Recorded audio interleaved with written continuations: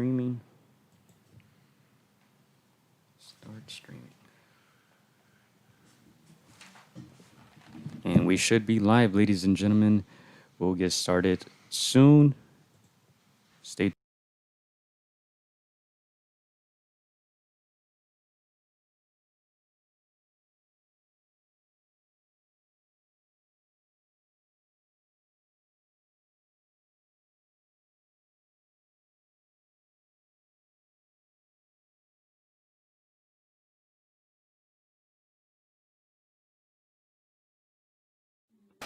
Against the Ropes podcast. Went back against the rope.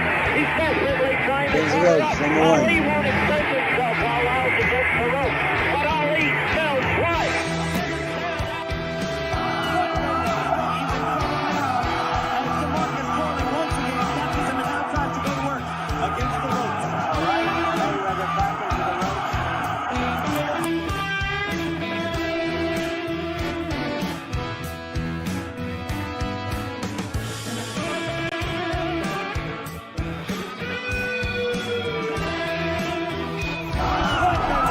He's in trouble now as the market falling once again, catches him and now tries to go to work against the All right, ladies and gentlemen, and we are live. AtR podcast number 105. Gio Garcia here, alongside Christian Mosqueda. Like I said, episode 105. Chris, Hey, 105, man. man, triple digits. Losing count, huh? Yeah. Kind of sounds like a basketball score, right? Man, right? Exactly. Man, glad to be back. Thank you guys all for tuning in live. If you're watching the replay as well, thank you very much. Just remember, you guys can also find this on Apple Podcasts and Spotify if you're not watching on YouTube. All right. Very special episode today. Very special guest, right, Chris? Yeah. Special guest. We've had him on the show before. Now he's here, and we can get more into depth about all these fascinating topics, man. Very excited for this one. You want to go ahead and do the intro, Chris? Yeah, man, you got more credentials than anybody I've ever seen. Correctional exercise specialist, performance enhancement specialist, functional range conditioning. Just honestly, I know you're very humble, Andy, but you're like one of the best in the business. You work with some of the top-notch boxers in the sport. You know, I know a lot of guys are looking for services. We've always heard your name, even before. Yeah, Even we told- before, like, yeah. they're like, oh, Andy this, Andy that. I was like, who's this Andy? Like, I'm who's this Andy Andy guy? guy? Who is this? Like, How do I contact the gentleman? Yeah, like you gotta have him on. You guys gotta talk to him. And so we kept hearing your name, and we're like, okay, we're not just hearing your name just because this guy's doing something right. Even though I know you're very humble. You're doing something right for these people to say your name like from all our areas. So, without further ado, one of the best in the business, I think the best strength and conditioning coach, Mr. Andy Aguilar. Glad to have you back, man. Glad to be here. Thank you for having me back. So yeah, we got a lot of questions. I'm gonna go and start with this one because it just hit the topic. What are your thoughts on when a fighter doesn't make weight? You know, when your jobs is to make sure the boxer, the fighter is there. Every step of the way to make weight. We just had this story that just broke recently with David Benavides that didn't make weight, and he's one of the highly touted super middleweights in the division. Champion. Yeah, What are very your thoughts talented. on And that? Former champion now. with thought process on like weight loss and during the camp, it's something of a methodical process that needs to be really accounted for the fighter, like almost daily. And I completely understand, like, David Benavides is a very talented individual. He has everything that it takes to. Unfortunately, obviously, he missed weight, but I know he's going to get back there and he's going to take that belt back in the near future. But with the whole weight loss aspect, it's just making sure that by the end of the day, we have to understand that fighters are human. I mean, there's always going to be cases where they are going to crave sugar. They are going to crave carbs. It's really difficult to really stay with an eating regimen. So it's really up to the coach to make sure that not only they hold them accountable, but also to motivate them, because I think like weight loss and weight management, it's almost within like a negative context. Like, oh man, I think the whole aspect of camp when they're getting ready for the fight, it's not the training or the sparring. It's like, dang, I gotta clean up my diet. I gotta cut the soda, I gotta cut the alcohol. I'm like, all right, okay, I guess I'm gonna start that. So I think it's just really heavily relying on the coach, whether it be the strength and conditioning coach, the skill coach, the boxing trainer, whoever it may be, or maybe just takes maybe a whole village, like all of the coaches at the same time, to make sure we hold the fighter accountable, which is mostly, that's usually the case, especially with all of my fighters. It's not just me, like, kind of like hammering down on the fighter, like, hey, what's your weight today, bro? Or what did you eat? How's your eating? It's usually just a whole family accountability, if I want to put it into categorization. We all care. We want to make sure that, one, he's not suffering that badly, he or she is not suffering that badly, but at the same time, we want to make sure that by the time they're entering fight week, when they're about to weigh in, they're not going to kill themselves to try to hit the scale on point, you know? Now, as far as training amid this whole pandemic, I know you've had a lot of experience in that. You've had your I would say, I guess, struggles in a way. A lot of barriers, maybe. Gyms, a lot of gyms are not open. How difficult is it? Because I know Benavides did state that he didn't always have the accessibility to gyms or sauna, things like that. Yeah, it was very difficult, especially from the first initial stages when we closed down in March, right? That was our very first close, and that was like a hard close. It was like no real like warning. Yeah, it was just like, hey, starting in 2 hours, everything will be shut down. And I'm like, whoa, okay. And with that being said, at least from my experience, it was just, thank God I've invested in my own equipment, so this equipment was mobile, so I was able to really just move from gym to gym. But as you kind of really stated there, it's like it became a point where this pandemic grew to a scale in which every single gym, even boxing gyms, even the small gyms, they need to be shut down. So I was literally with my team, like bouncing back and forth from one gym to another, and doors started closing just because it was a mandated order. And it literally went to a point where I went to my assistant coach's house and was like, you know what? These fighters still need to train and they still want to get in and get some work. Because everything was up in the air. It was all uncertainty. We don't know when the fight dates will come back because all the fights got rescheduled and canceled. So by the end of the day, the fighters need to stay ready because tomorrow they can get a phone call. Hey, everything's opening again. We're going to get a fight in 2 weeks. So we had to get those fighters. We had to make sure the fighters were staying ready. So yeah, I was literally training from my assistant coach, Coach Mark's house, like literally, yeah. And we were there for a good while. Then things started to open up a little bit. I think it closed down again. Great. So we were a little back and forth. But once again, thankfully to UFC Gym Rosemead. They made it work. That's the facility I work from. We moved the whole facility like outside. So obviously with the mandated rules that there's no indoor activities allowed, the whole thing is that we moved all the equipment to the outdoors, and now we're holding all of our training outdoors of UFC Gym Rosemead. Hey, there you go. So a lot of people are tuning in.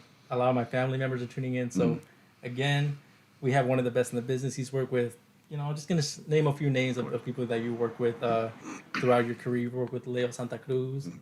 You worked with Andy Ruiz, the first Mexican heavyweight champion of descent.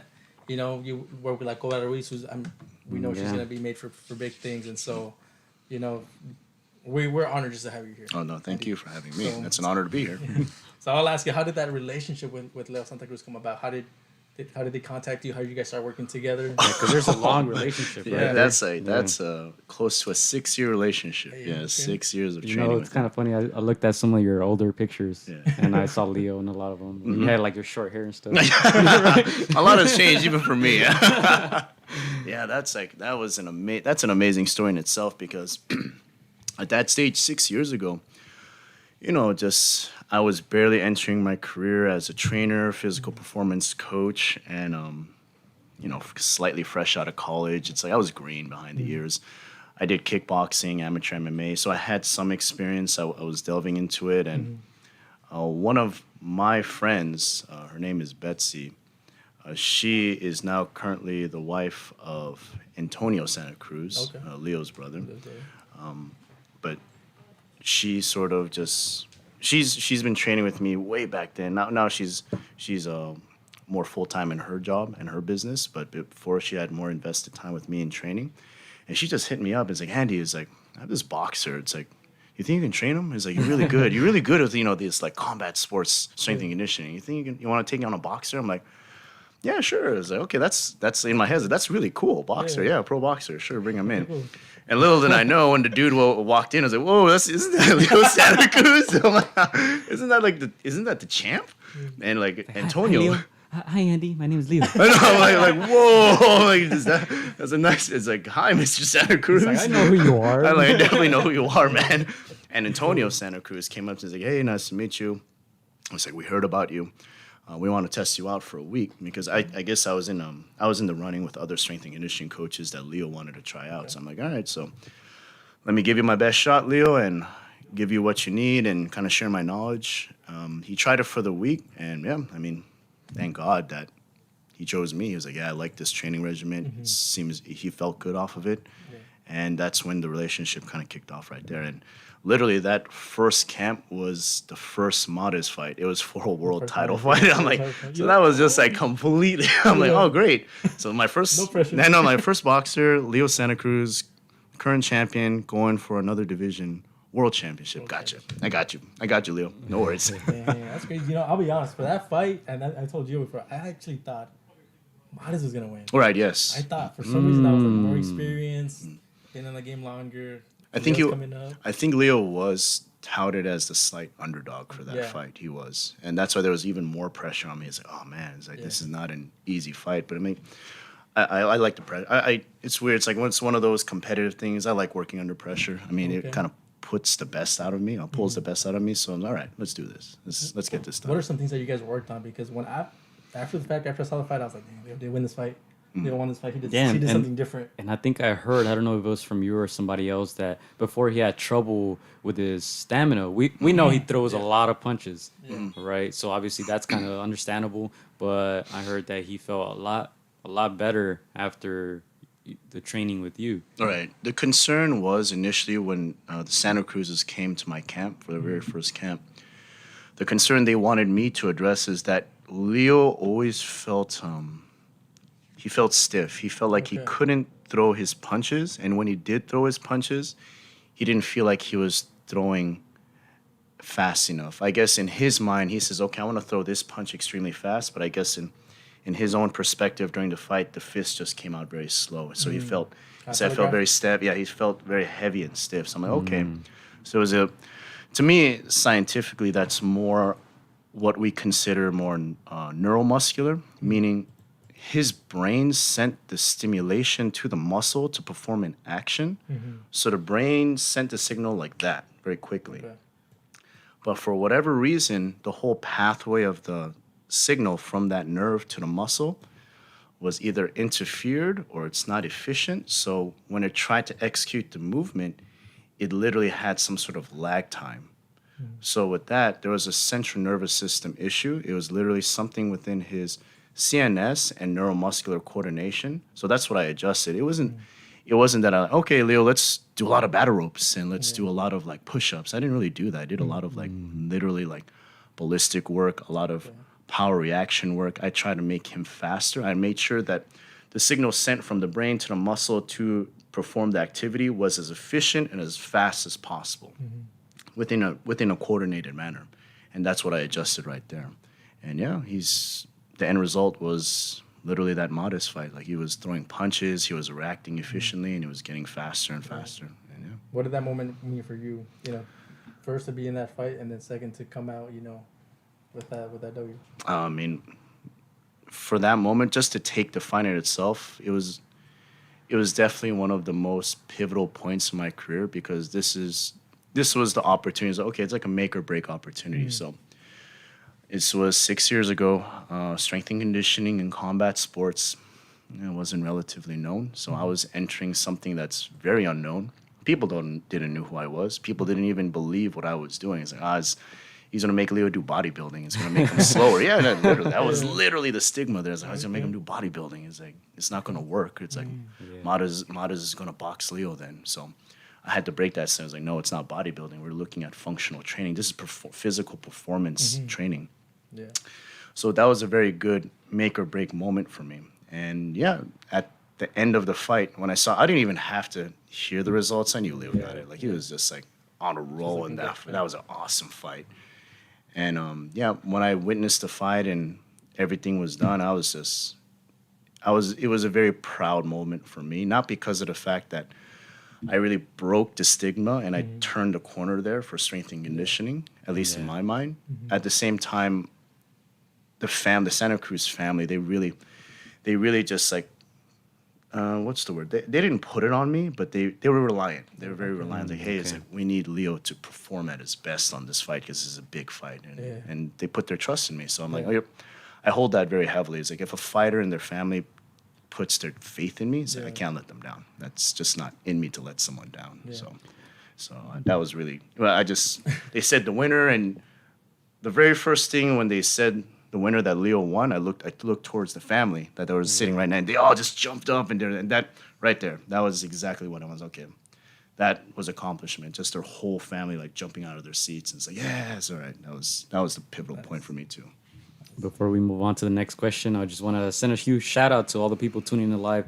Shout out to Sean from Just Boxing Live. He says, "What's up, guys?" Shout out to Coach Andy. Hey, shout out to Sean, man. Shout out to our guy Jesse. Jesse Rodriguez is tuned in, and shout out to Alan Garcia. He says, "We tuned in, Coach." Yeah. support. Alan. So, Yes, sir. yeah. For me, seeing that fight, I mean, looking back, Leo has had big moments. I think that was one of the ones that catapulted him the most. Yes. And so a lot of people don't see all the work that goes in behind. They just see the fighters, they see the glory. Right. But I mean, that's a big moment. It was. It was a big moment, and I'm glad I didn't put money on Midas because I was about to. You're about to cost some money. I was about to. I was like, Okay, never mind. and I'll be real. Like we've met both Midas and we've met Leo, and Leo's a humble guy. I've always been a Leo guy. Yeah, absolutely. Yeah. More so than Midas. I like Midas too, but I've always been a Leo guy. I think that fight turned me, and then meeting them, I was like, yeah, Leo's a good dude. He's a good dude. Leo's definitely touted as like the people's champ for like a good reason. Really humble, down to earth. He'll literally like I attend all of Leo's fights as part of his team, and it's just like he will literally like stop and just sign autographs, and like his manager's like, Leo, we need to get to here like in this time. Leo's like, no, hold on. Like he'll literally hold on. Like let me sign some autographs with the fans and everything. I'll take pictures and everything, and that's really awesome. Like, that's really great. Yeah, he's got a big fight. I don't know if you guys want to get into it right now. Yeah, before we get into that, Gonzalo Torres asks, he says, "Great stuff, guys. Thank you very much." And he says, "Is Coach Andy still working with Leo?" And yes, you are, right? And let's get into that, Chris. Go ahead and This is ask. probably, I don't know what you're gonna ask. you already know what I'm gonna ask. This is maybe like one of the most water, people love, like been asking for this fight, and a lot of people have been like, Right. Yes. not sure if it's but it's probably the time to make it. Yes. And so he's gonna go up against Tank Davis.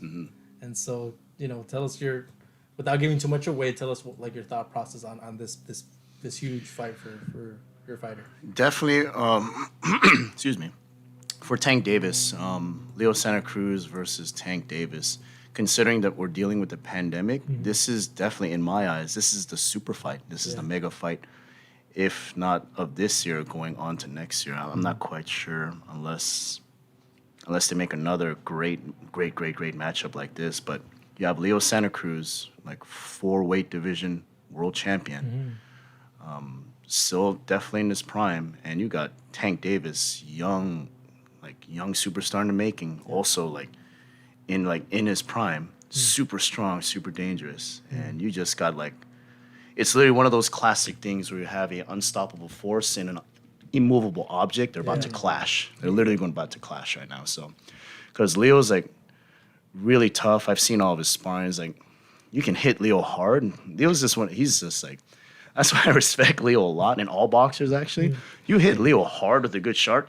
He just like smiles. He smiles and he just moves right in. I'm like, Leo, do you not feel pain, man? It's like, but Gervonta, he brings to the table like an immense amount of power too. So it's going to be a very interesting matchup. There is a game plan for it, and strength and conditioning, the physical performance preparation, is going to cater towards that game plan and making sure we come out with the victory in that fight. And with Leo, it's like Leo's just his style. He's like he's definitely going to bring to the table in that fight, something that Gervonta hasn't faced yet. So it's definitely a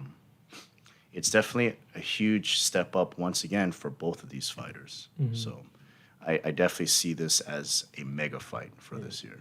How much do you look into social media? Because we follow Tank, and we see some of the antics that's been going on. He doesn't look like he's in the best shape. How much do you guys look into that? And because we've seen one of your other fighters, they had an Ivan spar him, and Right, how much do you guys take into account that?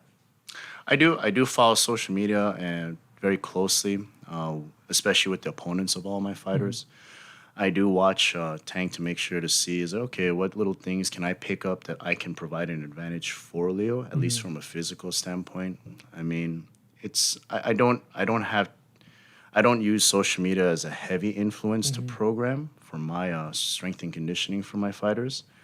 It's mostly based upon what the fighter wants and what the boxing trainer wants, and little innuendos I can pick up from prior fights from the opponents. And that this is something that I obviously bring up to the boxing trainer first. And I'd say, hey, I saw this and this and this. Maybe we can apply this in the strength and conditioning. What are your thoughts about it? And they give me positive feedback. Say, oh, that's a great idea. I was like, no, let's approach it like this. And I adjust the program accordingly. So I do watch social media. I watch it closely, but it's not the heaviest influence for me to possibly change something in the strength and conditioning program. I mean, my concern is obviously that Gervonta will have a very, it's a difficult weight cut for him. And I'm sure there's a lot of obstacles that might be in the way for the weight cut for him. But once again, Leo's confident he's gonna come in professional because Leo holds Gervonta as a professional fighter, as like he is another professional fighter. So Leo's very confident he's gonna come in on weight, and it's gonna be a great fight. So yeah, that's just my concern. I just want to make sure it's gonna be a good even fight, and I'm sure Gervonta and his team is taking the steps necessary to make sure he's gonna come in on weight. Now, without giving too many secrets away, what do you think sets Leo apart from maybe a guy from Gervonta Davis or other champions? What are some of the things that you see? Obviously, we see his volume as far as punches, one of the best in the game, right? Yes. What are some of the things that you see in Leo that kind of set him apart from the others? Currently, from the state of fighters, definitely discipline. Okay. Leo is just he's not to say like this is a concern for every single fighter, but very on it with weight management. Like he's always making sure that he will be hitting his weight on fight week, so he doesn't have to go through some sort of grueling weight cut. Because we all know, even as a performance coach, I know a severe weight cut will hinder his performance on fight day. If he cuts too much pounds the day before weigh-in day, it's really going to affect his speed and his power, and especially his endurance. So that takes away a lot of his ability to actually perform at 100% on fight day. Very, very good chin. It's like, as I said, Leo has a very solid body and a very solid chin. You can hit him hard, and Leo's just not one of those guys that backs up. And what's also most impressive with him, everybody, as you kind of stated too, that everyone sees Leo as more of okay, Leo's the typical Mexican brawler. He's gonna go forward, chin down, and he's gonna throw. He's gonna throw thunder and lightning at you, and you better just get ready for his moniker is the earthquake, so you're just gonna get ready for a whole lot of punches coming your way. Terremoto, yes. But for him, it's if you really look at all of his fights, you really see a high IQ from Leo. Leo knows how to box. Even though a majority of the time you're seeing probably 100 punches around, you see his placement of the punches, head movement, where he wants to position himself, and very intricately he positions the opponent in a certain space that he wants him to be there, so he can throw more accurate punches. So through the little milliseconds that are happening in between each punch that's Leo throwing, he has a strategy going on. So that's setting very traps. Yeah, exactly. He's very smart with that. He has that IQ. He'll make a split-second decision. Okay, this is a bad situation. Let me do this to make it good, and boom, he executes it, and he just turns the tide right there. I'm like, wow, that was really impressive. Yeah, I remember that was one of the narratives or the Frampton fights, right? He lost the first one. I don't know if, to me, that was a very close fight, the first Frampton one. I had him winning, but the second one he won. And that's one of the things that people talk a lot about, his IQ that may be underrated. So it's very interesting that you mentioned that because maybe most people don't see it, right? But someone like you who's there day in and day out, you see those little traps, you see those little tricks that he does, right? Yeah, Leo's a very, very smart guy inside the ring. He's a smart guy outside the ring. He does the tape work, he watches, he makes very intelligent assumptions, and he game plans from there. And obviously, he doesn't set the game plan this early, but he's building the game plan from like, we're going to do this, we're going to practice this, we're going to practice this in the gym, along with the team, with his father and Antonio Santa Cruz. He's just game planning all the time. So very smart family, smart family indeed. So you talked about how cutting weight could affect fight night, and knowing Tank's history of missing weight here and there. Do you guys prepare for such an outcome? Maybe him opting not to make weight and coming in bigger. Do you guys prepare for that? I'm going to be prepared for that. I'm doing training protocols to make sure that if Gervonta does come in a bit heavier, he doesn't make weight, then we're going to have to make sure that we are going to be dealing with the bigger Gervonta frame-wise. So I am preparing Leo just to make sure, like, okay, we might be facing a much bigger Tank in the ring. So with that being said, I'm making sure that Leo is at least physically ready to kind of handle that physicality that Gervonta might bring into the ring. What's the ideal weight? Let's say 2 weeks away from the fight for a fighter. 10 pounds over, 7 pounds over. Yeah, in your opinion? 2 weeks prior, I would say about 10 pounds. 10 pounds. Yeah, 10 pounds would be good because we don't want to be too. I know there's this whole thing of like dehydration that's being thrown around, which it's part of the weight cut. I definitely do understand that, but we don't want to completely like dehydrate the fighters because once again, you completely pull all the water out of the fighter. It's going to affect their performance. Like water is a very crucial component. It's an element within the body that really affects their power, their speed, even their cognitive ability, just their ability to think clearly. If you dehydrate them, it's like for them to really just like rehydrate them and expect them to have like clarity and thought, especially when they're entering a fight, a high intensity fight, it's a little difficult. So we want to take that into account too. So for a guy like David Benavidez who chose not to shed those extra 2 to 3 pounds, would you consider that a smart decision in his position, even though he was being stripped from the title, but perhaps thinking more about his health? From my perspective, as something of as something more towards like health science, that was a smart decision. Okay. I wouldn't want to.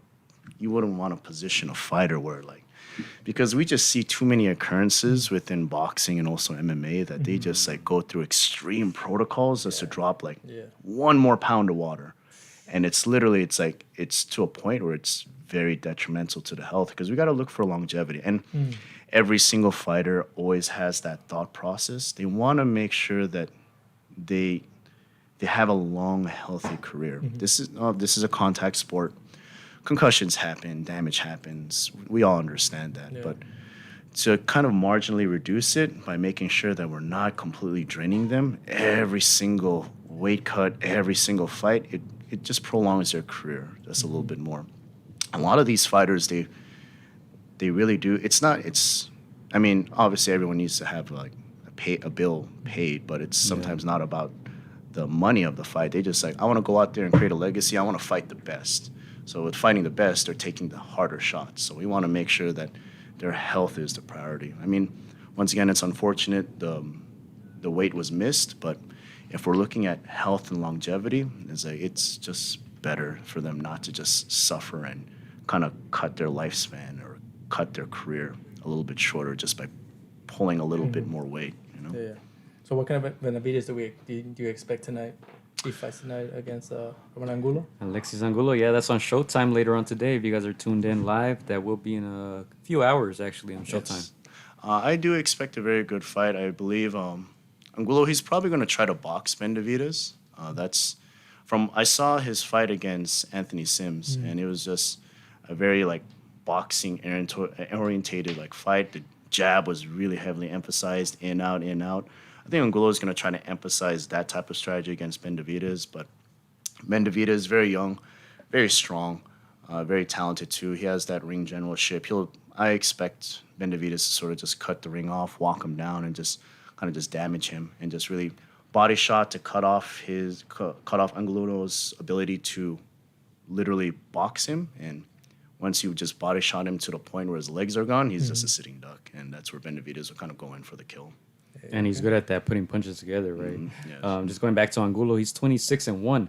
His only loss coming to Zurdo Ramirez in 2018. And like you said, he just defeated Anthony Sims Jr., who was 20-0 at the time. Split decision, close fight. But, yeah, Angulo has 22 knockouts and 26 wins. So, I don't know, my personal opinion, I think it's going to be a good fight. Yeah. Could be even dangerous for David. Yeah, I think I like touched on it, the fact that he decided, to opt out and not drain himself more. It's because this is a dangerous opponent. Yeah. It's Yes. one of those opponents where he's dangerous. He beat Anthony Sims Jr. In a close fight, but a convincing fight. And so he's one of those guys where you can't take lightly. They Exactly. have nothing to lose. A win over Benavidez just opens up the gates for him, and so it's Absolutely. Nothing to lose, everything to gain. Right? Huh? Absolutely. Yeah, that's the Yeah. boxing game. yeah. Absolutely. And so we're gonna ask this question. We talked a little bit about this before the podcast. Right. I'm sure you Where are we going with this? it's a question. I'm intrigued. It's a question that I'm sure a lot of fighters are gonna ask you, and let's get into And it. he's like, I course. know. Is sex bad? For fighting before a fight, before a big fight. And I always wanted to ask these fighters, but Yeah. for some reason I'm like, I'll ask all It's kind of an awkward baby. question. Yeah. No, that's a very legitimate question. A lot of fighters always ask me, especially when they start camp with me. That's like literally one of the first questions. Like they kind of, like during the camp, they kind of like they're on their break. They kind of just pull To the side. like Coach Andy. He's Hey, like, they're like, Andy, was hey. like, and I'm like, why are you? He's like, why are you whispering, man? Like, Coach, I have a question. For you. He's like, what's up? I was like, hey, so. Is it true that sex is bad for you when you're in camp? I'm like, just crack up. I'm like, okay, you don't need to whisper this. It's cool. we're adults. We're adults here. We're good, man. But no. It's like I've done a lot of extensive studies on that because that's a legitimate question. And currently, with a lot of what research and literature says, it all depends. It really does. There's case studies where people they had intercourse, and they go into some sort of performance regimen and they feel great, they feel better. And then there's other controlled groups at intercourse, they go to train and it's the worst training day of their life. They just feel burnt out. So and I've taken upon myself, I'm like, hey, it's like I told them, it's like, test it out with your girlfriend or your wife, do the business, come to trainings and just mentally note, how do you feel? And literally, it was the same exact result. 50% said, dude, I felt okay. It felt like a different day. It felt like the same day, just on same training intensity. It felt normal, just a different day. Okay.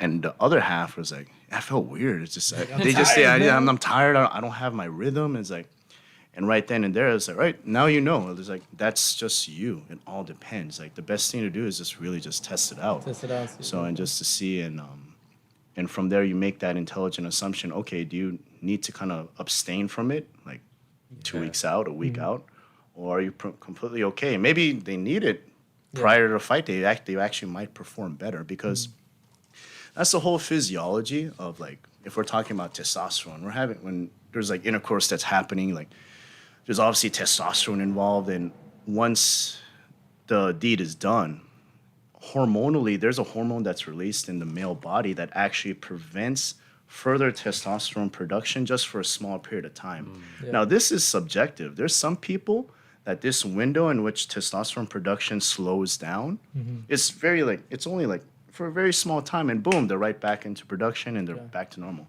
And then there's some people, once the deed is done and there's testosterone production slows down, it actually takes them a lot longer. And most likely these people that it takes them a lot longer to kind of regain their testosterone production ranges.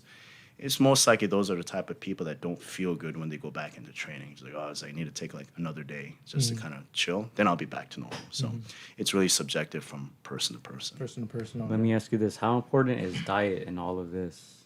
Oh, absolutely. For testosterone production in general, yes, it's crucial. It's even water consumption, even to the point of alcohol consumption. If you drink more alcohol, your rate of testosterone production decreases. Really? Yeah, that's usually the case right there. And with diet, like obviously we're in an era where fast food is accessible. With all this processed food, it's going to hinder testosterone production. It's just not good. It's proven in literature. If you just carry too much fat cells within your body, it's going to kind of take you out of like auto-regulation. You're not going to have regular testosterone production. Your body's off. Yeah. Hormonally, everything is off. Just because you're above ranges, if your range is in obesity, like you have an obesity range, then yeah, you're not going to be completely normalized, at least in a hormonal factor. So definitely, diet plays a huge factor into that. Huge. So we know you focus on the physical training part of it. Do you also give fighters advice as to what things to eat, what's better for you, what's bad for you, things like that? Oh, absolutely. I'm not certified as a dietitian, but just we're talking more and more empirically, just by my experience. Like I have a lot of fighters always ask me questions, and I've always give my guidance to that. Even to this day, I got off a phone call, I think 3 days ago. Just someone was calling me just for advice, like, hey, it's like, what's the proper protocol to really slowly cut my fighter's weight down to a certain weight on fight week? And I just offered my advice right there. But usually what I do with all my fighters, what I like to do more carb cycling. Carb cycling is it's pretty well known in the bodybuilding world, where you do carb consumption, a good amount of carb consumption on high intensity days. For fighters on high intensity days, that's usually a Monday, Wednesday, and Friday, because those are your spar days, typically, from what I understand. Monday, Wednesday, Fridays, you got fighters that are sparring. After they're sparring, they might do some boxing training like pad work or mid work. Possibly do strength and conditioning, because a lot of my fighters, they're doing strength and conditioning on Monday, Wednesdays, and Fridays right after they're sparring. So those 3 days are just brutal for them. So on those 3 days, they need to have the carbs. They need to have the glycogen. Glycogen is an energy source for the body to continually output, for the muscle to have continual activity. Once glycogen is depleted, no more power output. They're just flat, pretty much. So Tuesday, Thursday, Saturday, Sunday, those are typically just boxing trainer days, like mid holding, strategy, bag work, runs. Maybe they do some more long distance running. Okay, on those days, they can cut the carbs a little bit, because they don't need that extra glycogen, because it's not too necessary. But this has to be all regulated, because we're not talking about a regular Joe here. We're talking about individuals that train boxing. They're working out like 6 hours a day, 7 days a week. So we need to really see, like, okay, based upon your body weight, how much carbohydrates that you should be intaking, how much protein you should be intaking, how much fats you should be intaking. Monday, Wednesday, Friday, this much carbs with this much protein. Tuesday, Thursday, Saturday, Sunday, let's increase your protein to make up for the deficit in carbs, but we're going to drop the carbs just because of the fact that we just don't want to have too much storage, like fat storage. We're still trying to continually cut right there. And we have this undulating weekly period in which we're seeing, now we're tracking at a weekly basis that they're dropping little by little. And the hope there, and so far successfully all my fighters have been making weight, is that by 2 weeks out, they're about 10 pounds off. Fight week, about 4 pounds off. And they're just kind of slowly cutting out water. They're really cleaning up on their diet, and they're on way in. So what would you recommend to eat, let's say on sparring days? Let's say I'm Leo Santa Cruz and I come up to you, hey Andy, what should I be eating these days? Got a lot of sparring. Right. On those, wait, I know you got. You've been practicing, huh? I got you, bro. I got you. I see you, man. Gotta do it for the show. But so for that example, on Monday, Wednesdays, and Fridays, you got my fighters sparring. The best source of carbohydrates for those days, I definitely would suggest, and this is gonna probably like really throw a lot of people off. I do suggest white starchy carbs. Like a lot of people think it's like, oh, brown rice, brown pasta. The problem with brown rice and brown pasta, it's a complex carb, so it takes a little more time for the body to actually digest it, break it down, and be usable. With white rice, white starches, it's broken down immediately into components of like glycogen, sugar, and it can be utilized immediately, which is ideal for fighters because like literally on the hour, every hour they're training. They wake up in the morning, they have their coffee or water or juice, and they have their meal. 40 minutes after, they're going to gear up to spar. The sparring could be anywhere between 4 rounds to 12 rounds. And we're talking about like 12 to 36 minutes of high-intensity work. Not only just high-intensity work, they're getting punched. There's damage that's occurring. And we're thinking about damage occurring, okay, at a cellular level, tissue is literally being broken down with every single punch that's being contacted. That requires protein and carbs to go right into that localized area to start a repair process. So they need to have those quick accessing carbs to not only continue activity, but to make sure that whole repair process begins immediately too, because they're getting damaged right there for that amount of time. Then they go on to bag work and then on to mid-training. Then they come to me. They do strength and conditioning. And strength and conditioning, you got like weight training elements, jumping, throwing medicine balls. They're doing sprints. They're on the air dying. They're doing like battle ropes, whatever it may be. So they're continually breaking down their body. So we need accessible carbohydrates. So it's usually the case where we need like white starchy carbs. That's what's more ideal. The Tuesday, Thursday, Saturday, Sundays, we switch it up, switch it to the brown ones because we don't need it too accessible. I mean, we could have white carbs right before your boxing training, but you're planning a 5-mile run, possibly in the evening, right? Just have brown carbs, brown rice, brown pasta. You don't need the whites. You don't need the white starches, because we just want to have a little bit lower caloric. We want to have a caloric deficit, low caloric intake, so we slowly cut the weight off. So everything is planned in that order. High energy demands require higher energy input. Low energy demands requires low energy input. So we're slowly trimming down the body at a weekly basis right there. Yeah, okay. God damn it. I'm intrigued. Sounds like good. I'm gonna be listening to this. I'm gonna listen to this a couple of times. I'm pretty sure, man. Let me send Ms. Mama G's in the house. Yeah. Hi, we watching, Coach? Hey, Gloria. I was just gonna bring her up. I know that you guys have a great chef, and Miss Gloria almost got to tell me a little bit about how that relationship came to be. I know you guys have told us a little bit, but for the new listeners, tell us how that relationship came to be. How is you guys' partnership? And I know she talks. Shout out to Mama G. Shout out to Mama G. Shout out to Gloria, boxing trainer Gloria. Yeah. No, that's another amazing story in itself. I don't get bored saying this story because it's really cool. So I believe it was like 6 months prior to when trainer Gloria contacted me. 6 months ago, I was just, I was browsing through social media, and I believe it was either through Supreme Boxing or the WBC IG site, and I saw a post, I believe it was like they highlighted amateur of the year, and it was Hook Roxy. At that time period, I didn't have any amateurs. It was all professional boxers. But I was just going through. I was like, there was a highlighted amateur. I looked at the accolades of Roxy. I'm like, dang, this girl she has a lot of accomplishments, and that impressed me. It's like just someone so young within the boxing realm and has that many accomplishments at that age. I'm like, whoa! It's like that's really impressive. But immediately in my head, one, I wasn't dealing with amateurs. I didn't have amateur experience. And two, the assumption is that, okay, she's obviously a highlighted amateur boxer.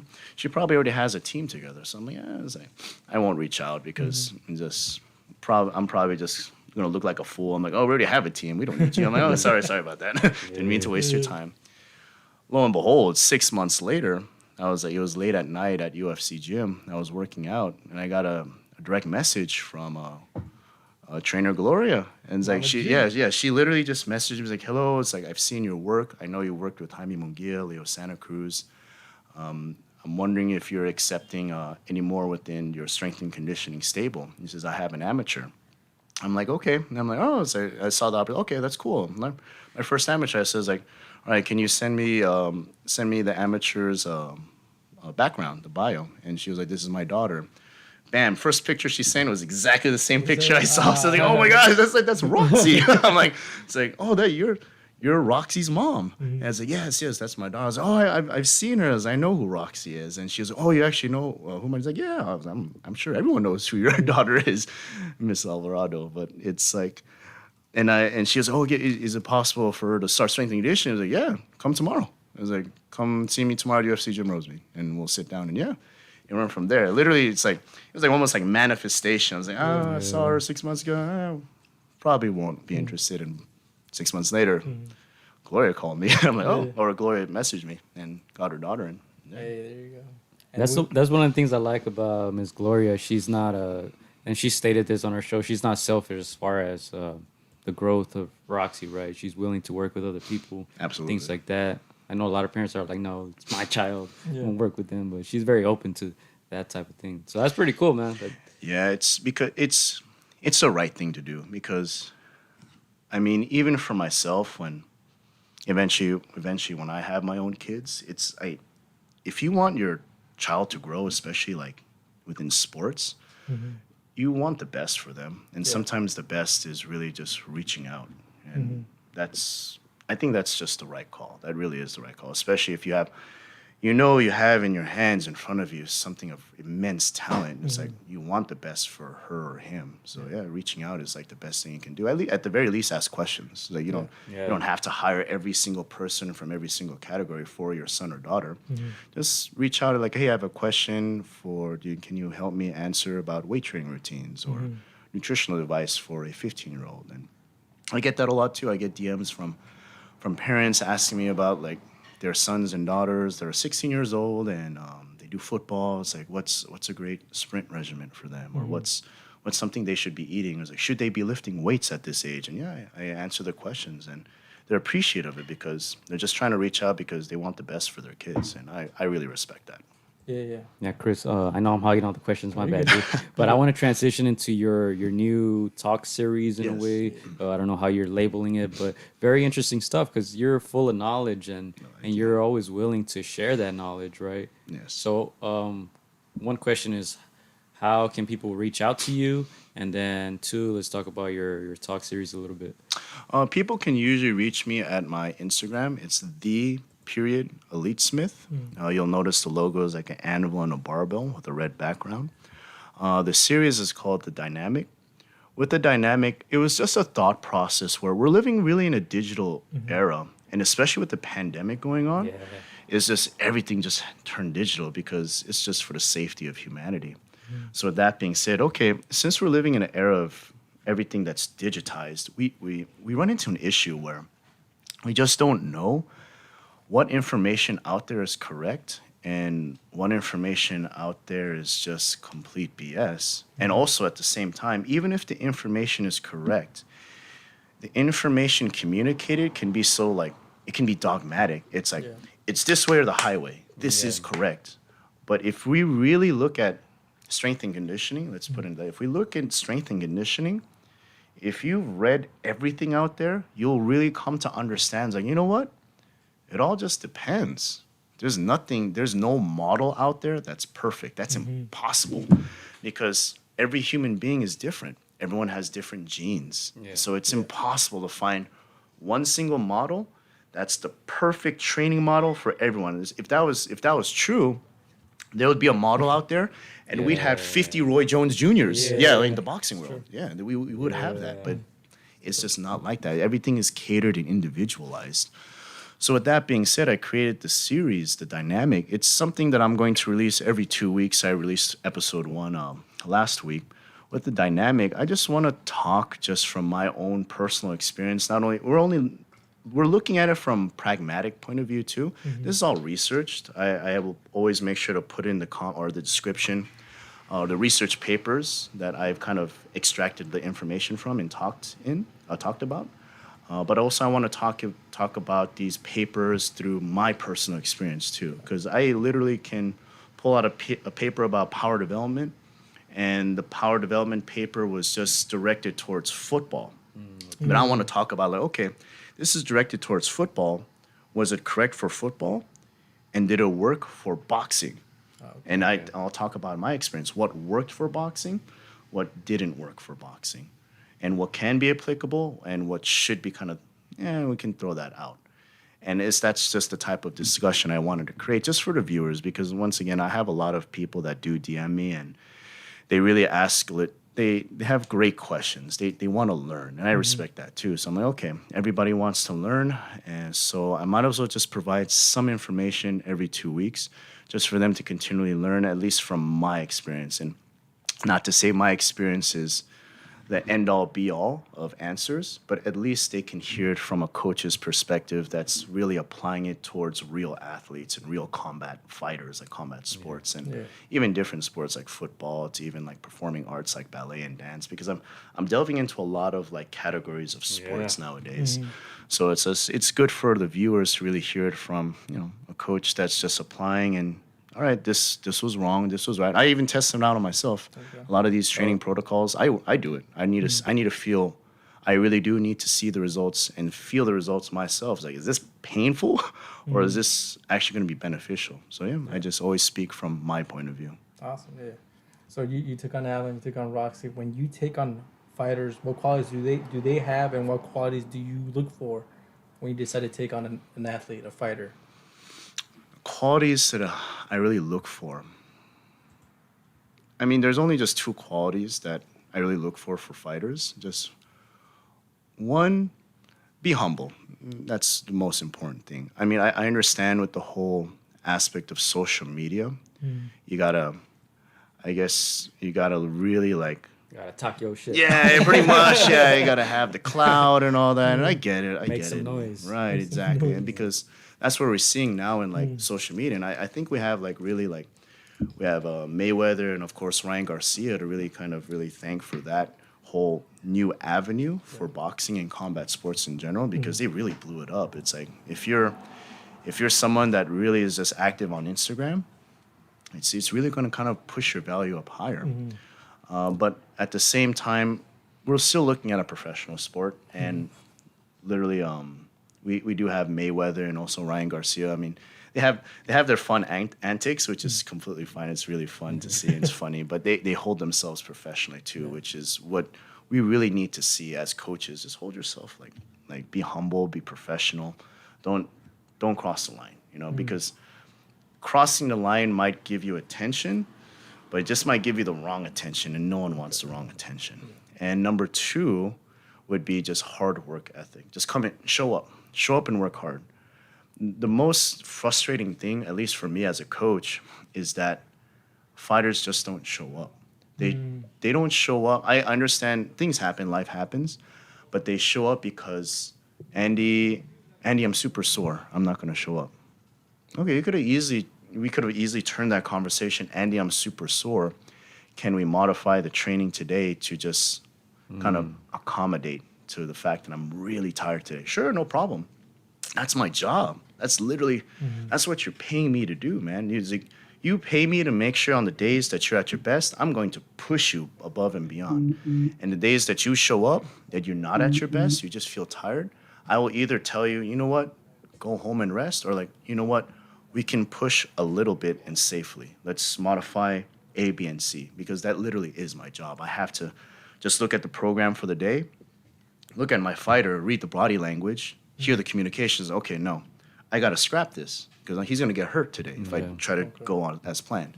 Modify everything, make it functional, make it objective to what I want to accomplish for him on fight day, and make sure he's safe about it. So it really just frustrates me when fighters are like, oh, it's like, I'm sore today, and I'm not coming in today.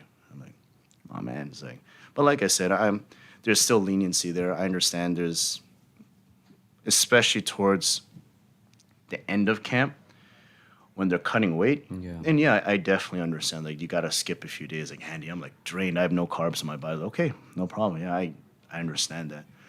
But in the beginning of camp, the early phases, it's like, we got to break down the body a little bit, man. Like soreness is not an excuse. You're in pain, that's different. Soreness is not an excuse in the early stages of camp. Absolutely not. Late stage, I get it. You're cutting weight. Completely fine like that. So soreness will be okay to work through. Yes, I mean strategically. Yeah, I think that's the biggest key word.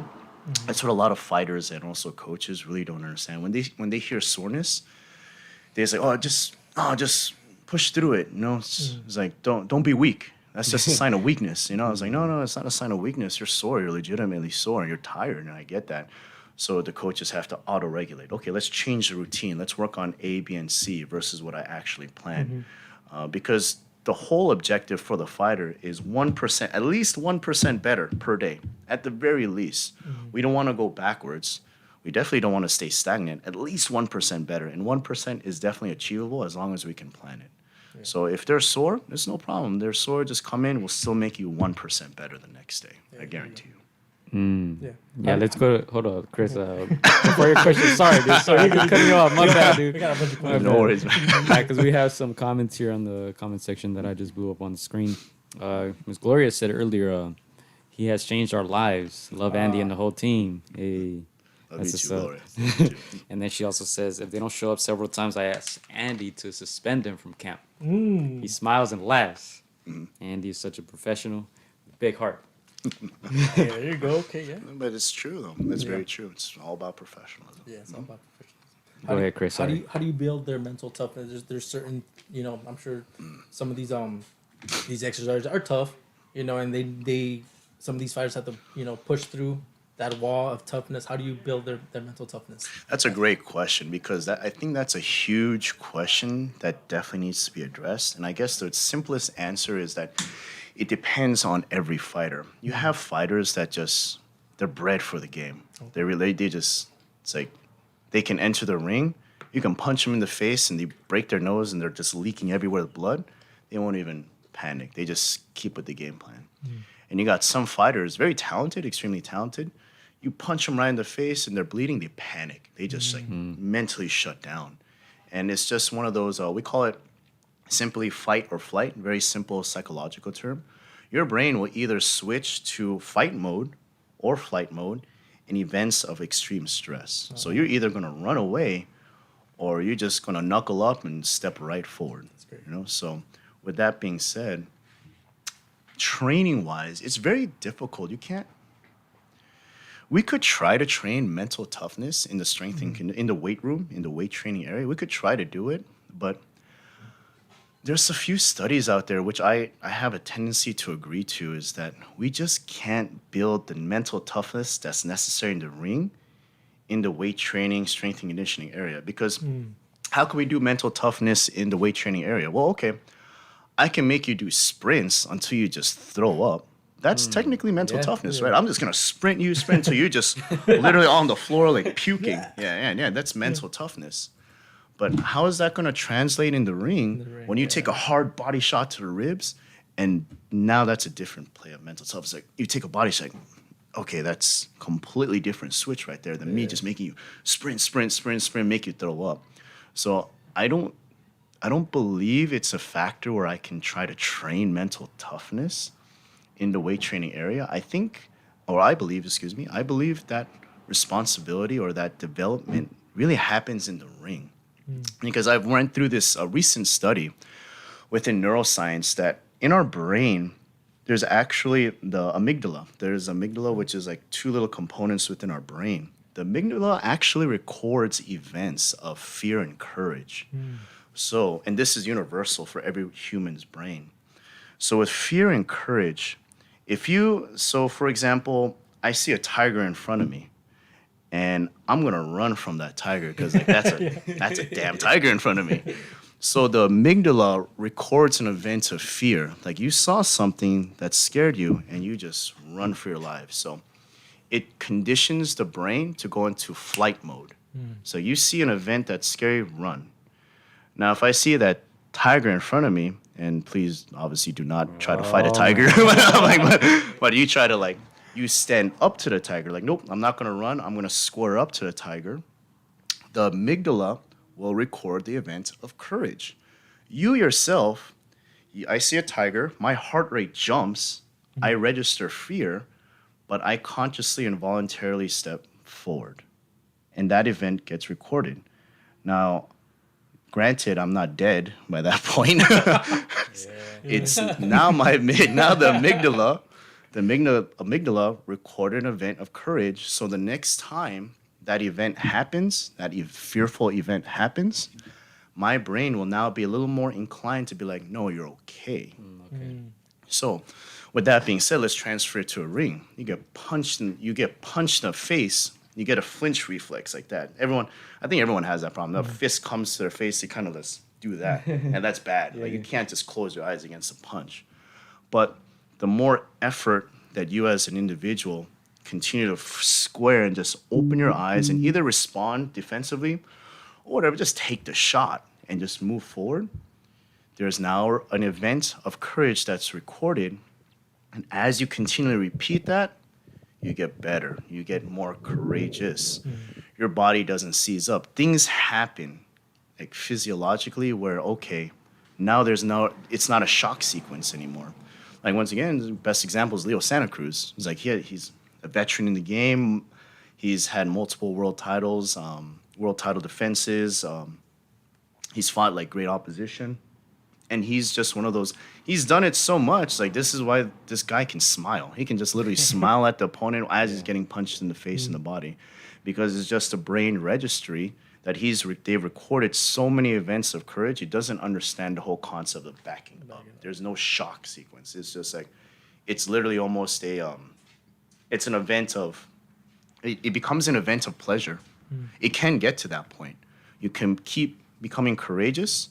That courageous event releases dopamine, which is a pleasurable hormone. It's a pleasurable neurotransmitter. It just releases happiness into your head. It literally can get to that point. But Brandon Rios for some reason. yeah, but it's literally like as long as you repeat it, repeat that process, but you can see how specific that can be. So once again, going back to the sprints, I'll make you sprint a lot, make you throw up, and make you do 10 more sprints. Sure, your brain will be like, all right, sprints, good thing. It's cool. You still get punched in the face. That's a completely different event.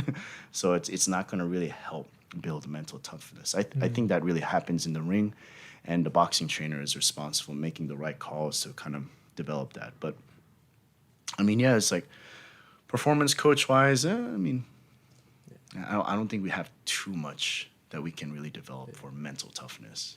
That's a good answer. I agree. I think everything happens in that ring, and that's where that's where you do your passage. And that's why sparring is very important. I'll never take. I always tell my fighters, like, hey, Andy, is like, should I spar today or should I do strength and conditioning today with you? I need to skip one. Skip me. Do sparring. I tell them all, don't come to my session. You will do sparring. Important, because I understand that. It's like you need to go in there and fight. It's like that's your job. Your job is not to do strength and conditioning. I'm just an addition. Yeah. So you need to fight. Yeah. So that's what I tell all my fighters. You spar first. Or you do only sparring. If you had a choice, spar. Yeah. See me another day. Yeah, because it's like that's my job. That's what I'm. Exactly. It's the fight game. Never shy away from, your job. Exactly. Awesome. Another question that we've had is, a lot of fighters, Gio touched on it before the podcast. They probably, even though this is the age of strength and conditioning, a lot of people still, are not, taking this. They want to stay to the old school, regimen. What are your thoughts on that, and how can you change their mind to implement? I mean, I definitely understand the whole thought process of sticking with the old school regimens and strength and conditioning, because back then it worked and it created like multiple world champions. So it's just the whole process of just like you said, Gio. It's like, why are you going to fix something that's not broken, But by the end of the day, I think we really kind of touched upon this too. We're evolving as a human race. Like the next generation of young men and women, they're coming out stronger and faster. They're coming out bigger. I mean, like look at Tyson, Fury, and Wilder. These are like heavyweights that are towering at like 6'7". Power forwards in the NBA. Yeah, literally. Centers. Yeah, like it's just like insane. It's like we don't see that like in heavyweight. Like I don't know, like what was Muhammad Ali? Was he even like 6'2", yeah, 6'3", 6'4", 6'4", max? Yeah, 6'4" max. And now we see like a Tyson Fury and Wilder, and the amount, and even like let's talk about their genetics too. Their limb extremities, how long their arms are. Yeah. Wilder's force output, just that one single punch. How much? I wonder if there's any data out there for Wilder's punch, or like him punching something of a metric measurement. I want to see how much he's punching per pound in poundage. But we're seeing an evolution of the human race, and this evolution will transfer to all sports, including boxing and MMA.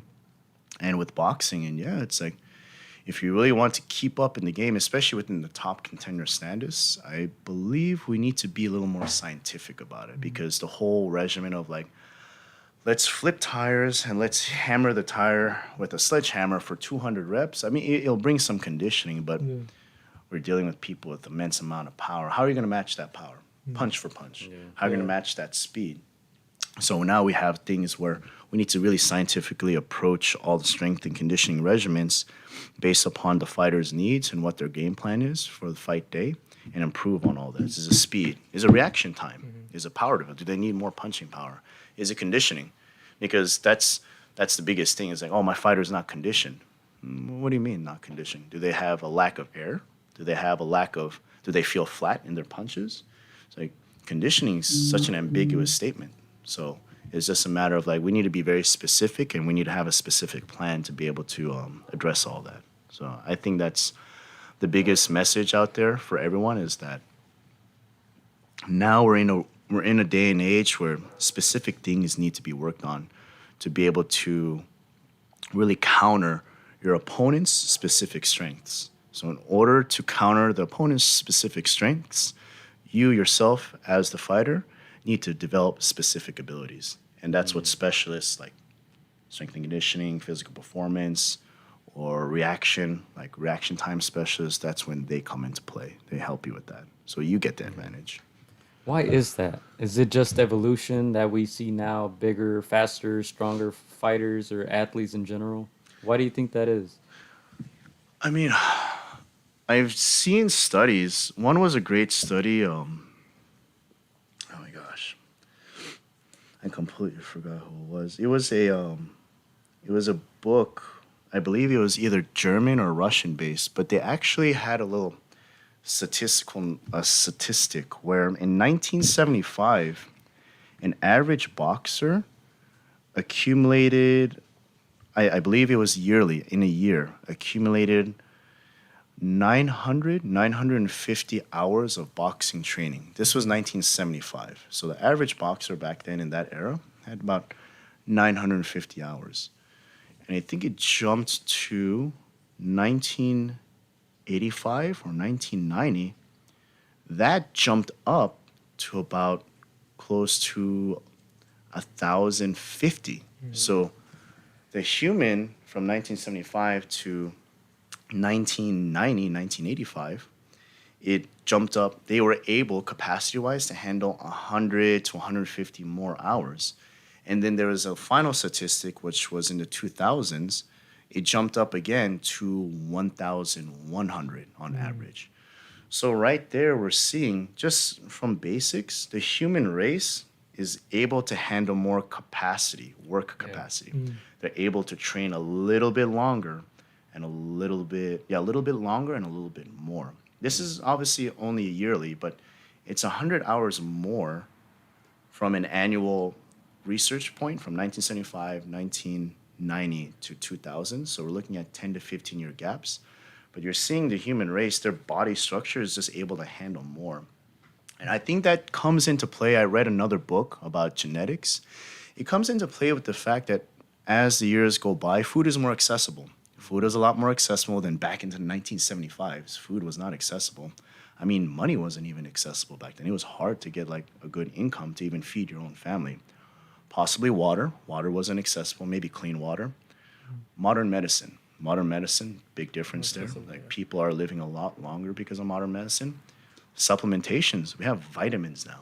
And obviously every single fighter out there has some sort of vitamin supplementation. So that's an added benefit there too. So we're evolving because just the human race is getting fed better, a little better water, a little more modern medicine, and a little more supplementation intake. The input is getting better. Maybe the quality, because we're still dealing with fast foods and processed foods. And obviously I can't speak to the whole world. We're still dealing with poverty and worldwide hunger, unfortunately. But I mean, at least within that scale of like sports, it's like they're just getting fed a little bit better and cleaner water, better medicine, better supplementation. That's what we're really seeing. And that's why... More information as well, I'm sure, right? Yes, absolutely. More information too. They're just learning a little bit more. So and that's why like we're seeing the next young men and women, they're just stronger, bigger, faster. So wow, so what's going on? Yeah, so we talked about supplements. Talked about supplements, strength and conditioning. They give your fighter, your athlete, an advantage, an edge. What are your thoughts on like when you hear about Big Baby Miller, who gets busted for PEDs, and we hear about these that these cases happen more often than what is brought to light. How do you deal with that? How do you keep your fighter from staying confident, motivated in this game? That's a very discouraging subject at hand.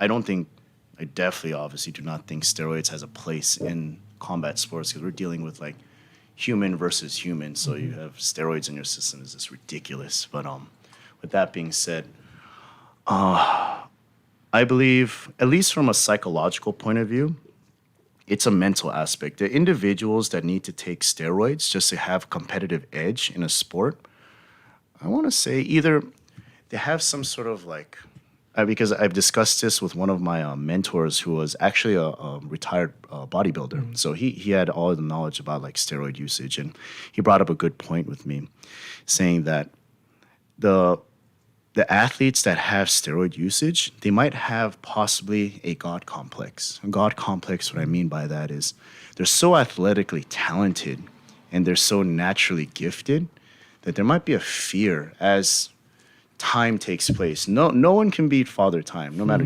everyone's gonna be 50 years old. Everyone's gonna be 60, and you're gonna lose your God-given talent because age just takes its toll. So there's such a fear that they're going to go back to be within the ranges of normal. They don't want that.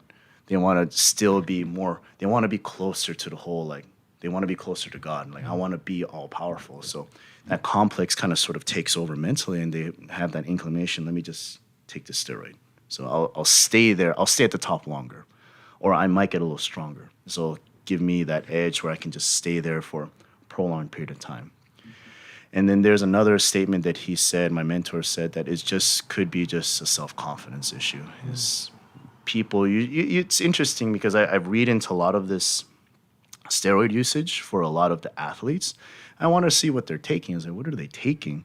A lot of it is actually kind of like almost like weight cutting. It's a lot of weight cutting steroids. I mean, they're still steroids. They're still very bad. I'm not for them at all in the sport.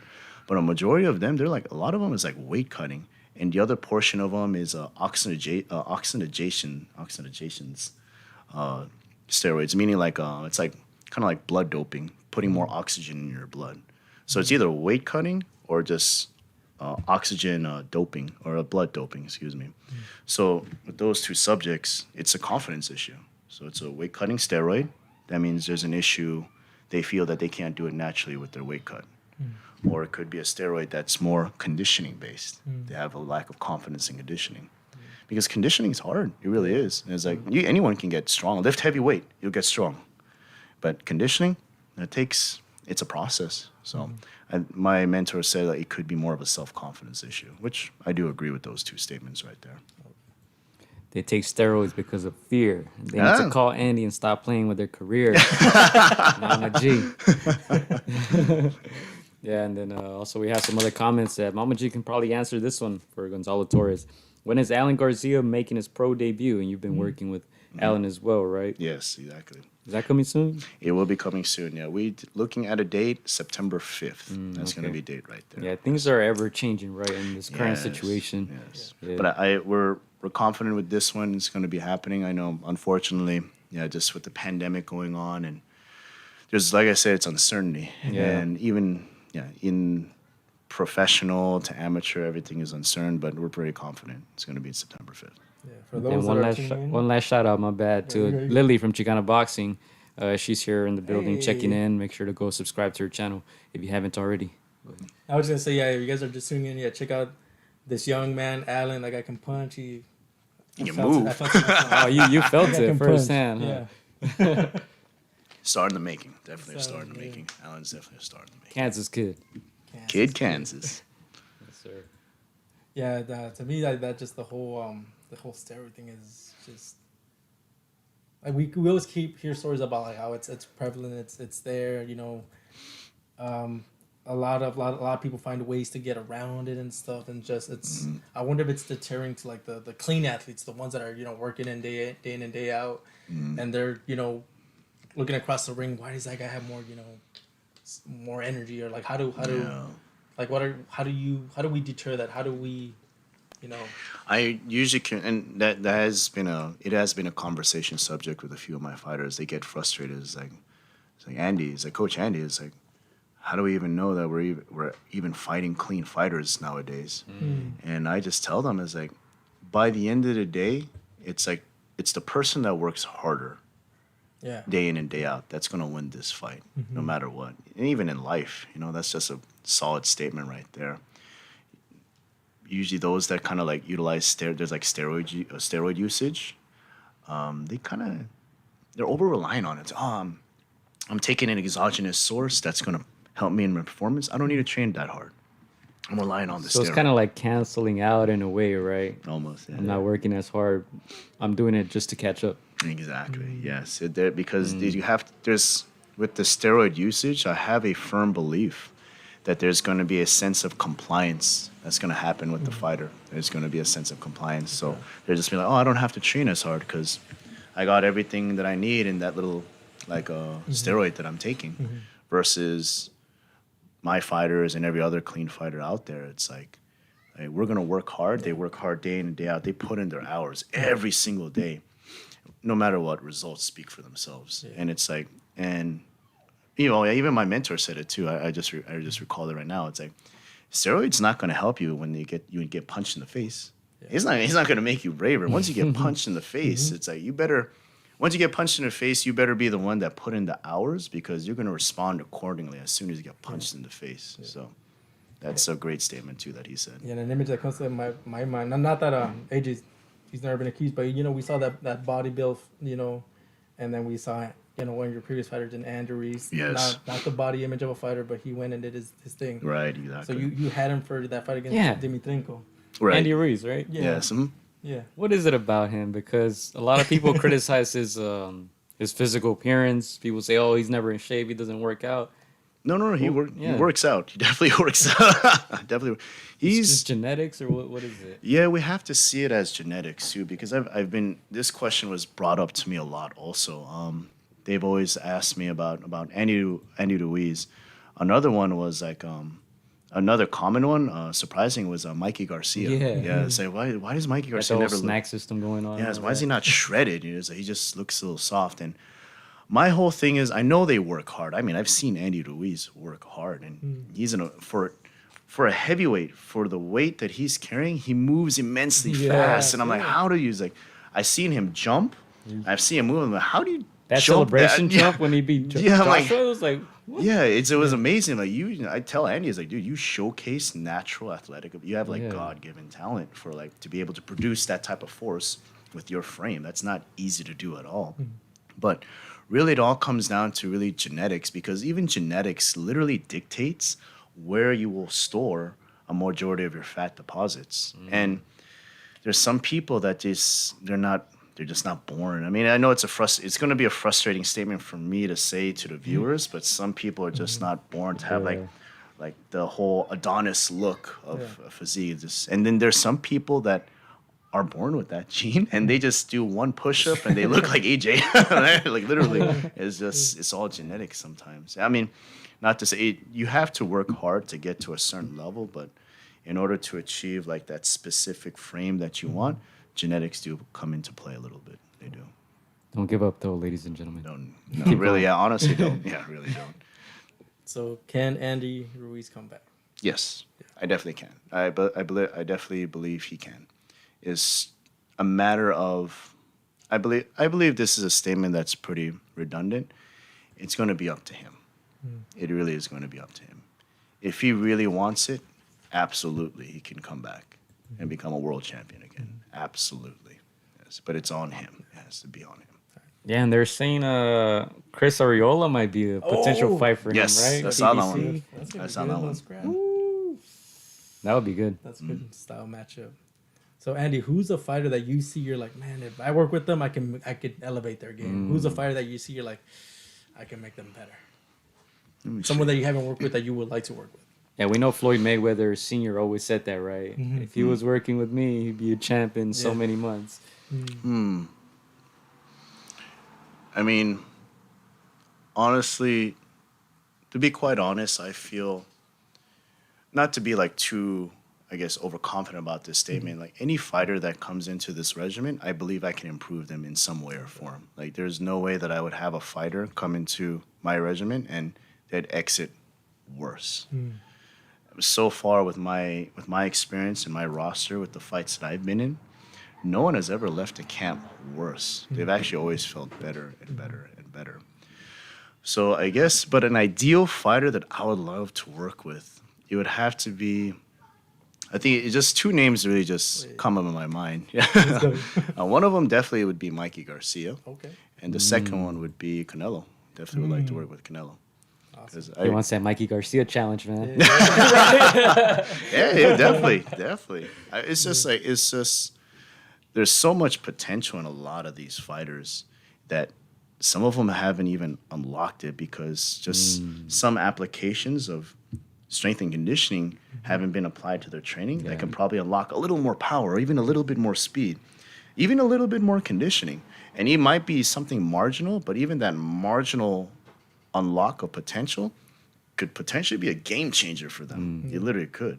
So yeah, it's just, I feel like any fighter can really gain from strength and conditioning. They'll get better. Unless you, as a fighter, you always need to do your research. You want to make sure you hire the best coach and the right coach. And that's me, right? I'm not gonna say that, but said that. Every fighter needs to really do their research because if the coach doesn't know what they're doing, obviously the fighter will get worse. So, but definitely every fighter can benefit from strength and conditioning. Absolutely, 100% guarantee. Now, you mentioned Canelo. What is it about him? Because he looks like in tremendous shape no matter what weight, 160, 68, 75. Why did you mention Canelo specifically? I love his discipline. That dude is like the epitome of discipline. Like, I say that from a perspective as a fan when I see him box. When Canelo has a game plan, he executes it perfectly. It's like it's almost no flaw. It's like he has a game plan in place, and you can see the game plan. Canelo's going to try to look for this shot. He'll look for the shot, and he finds the shot. So he has just that laser-like mentality, and that's what I like with fighters. They just have focus. Like there's nothing will deter this tunnel vision, and that type of tunnel vision, when you apply it to even strength and conditioning, oh jeez, like you'll create a monster. That's just scary. It's really scary. Now, Mama G mentioned another monster here, man. I don't know. If you work with this guy, he might be a weapon of mass destruction, man. Virgil Ortiz Jr. Oh, yes. Ammunition. That's scary right there. Yes. That would be scary. Yes, exactly. And like I said, anyone can benefit from strength and conditioning. Yeah. It's just all we're trying to do is unlock potential. That's what excites me. I get a new fighter, I'm like, okay, what can I do to unlock whatever potential he has? Because they have potential somewhere. I just got to pull it out of them. Yeah. And then it gets expressed in the ring, and boom, it's like beauty and motion in there once you see that potential unlocked, and they're either faster or stronger, they're hitting harder. It's awesome to watch. Yeah. Is that part of the marketing, the Elite Smith? Because I know you kind of rebranded it, right? Where you were going by another name before? Yes. I was going by Fitsmith before.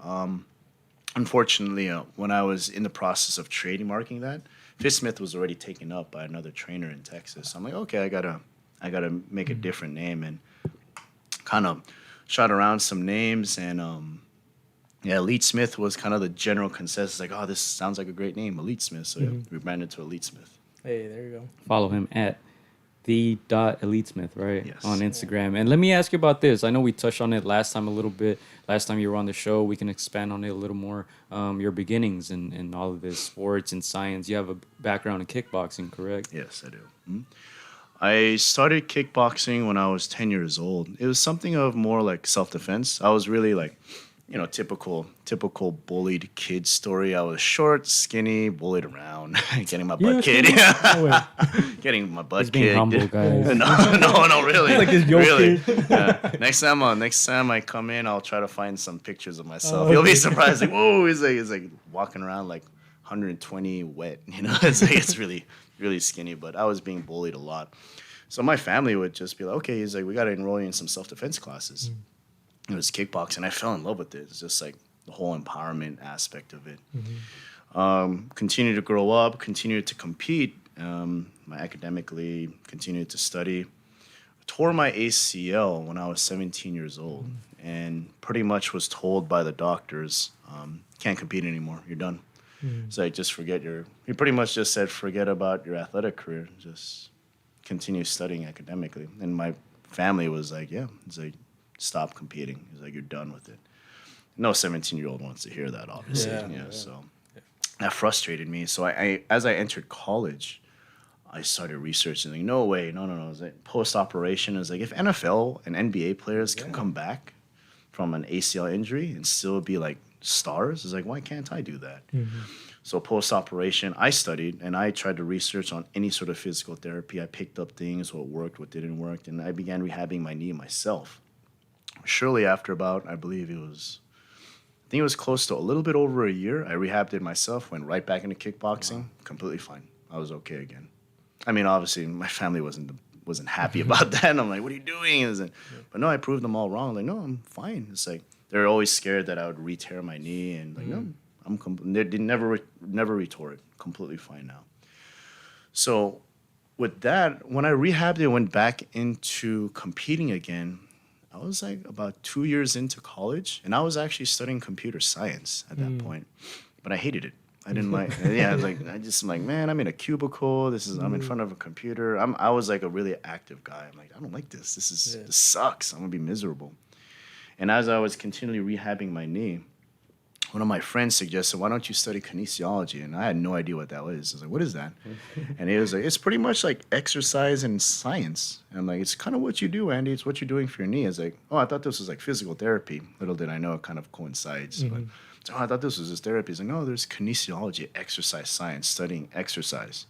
So I'm like, sure, why not? Went to my advisor, had to completely, because exercise science and computer science, completely different pathways. So I had to literally... Just that word in common, but it's it's just science.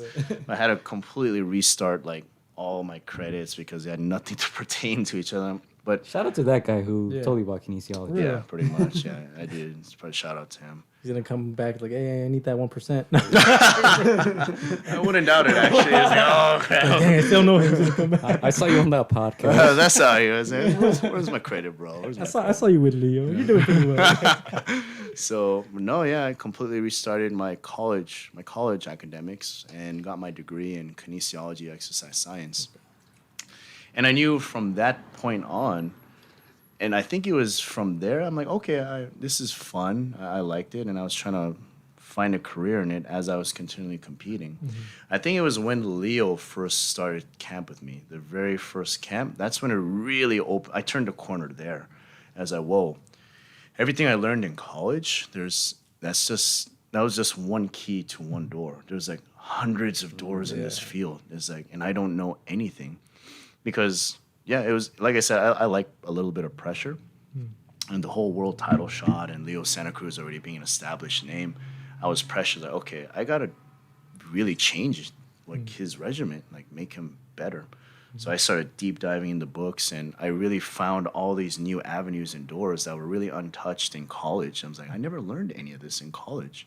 But these are researches that are coming from Germany and Australia, Singapore and Russia. It's like, this wasn't even touched upon. So, I mean, I got to study all this. Like, if this works, then I got to study it because I got to understand why it works. And I see if I can apply it to my fighters. And, yeah, that's really how it really opened the doors for the whole strength and conditioning for combat sports. Yeah.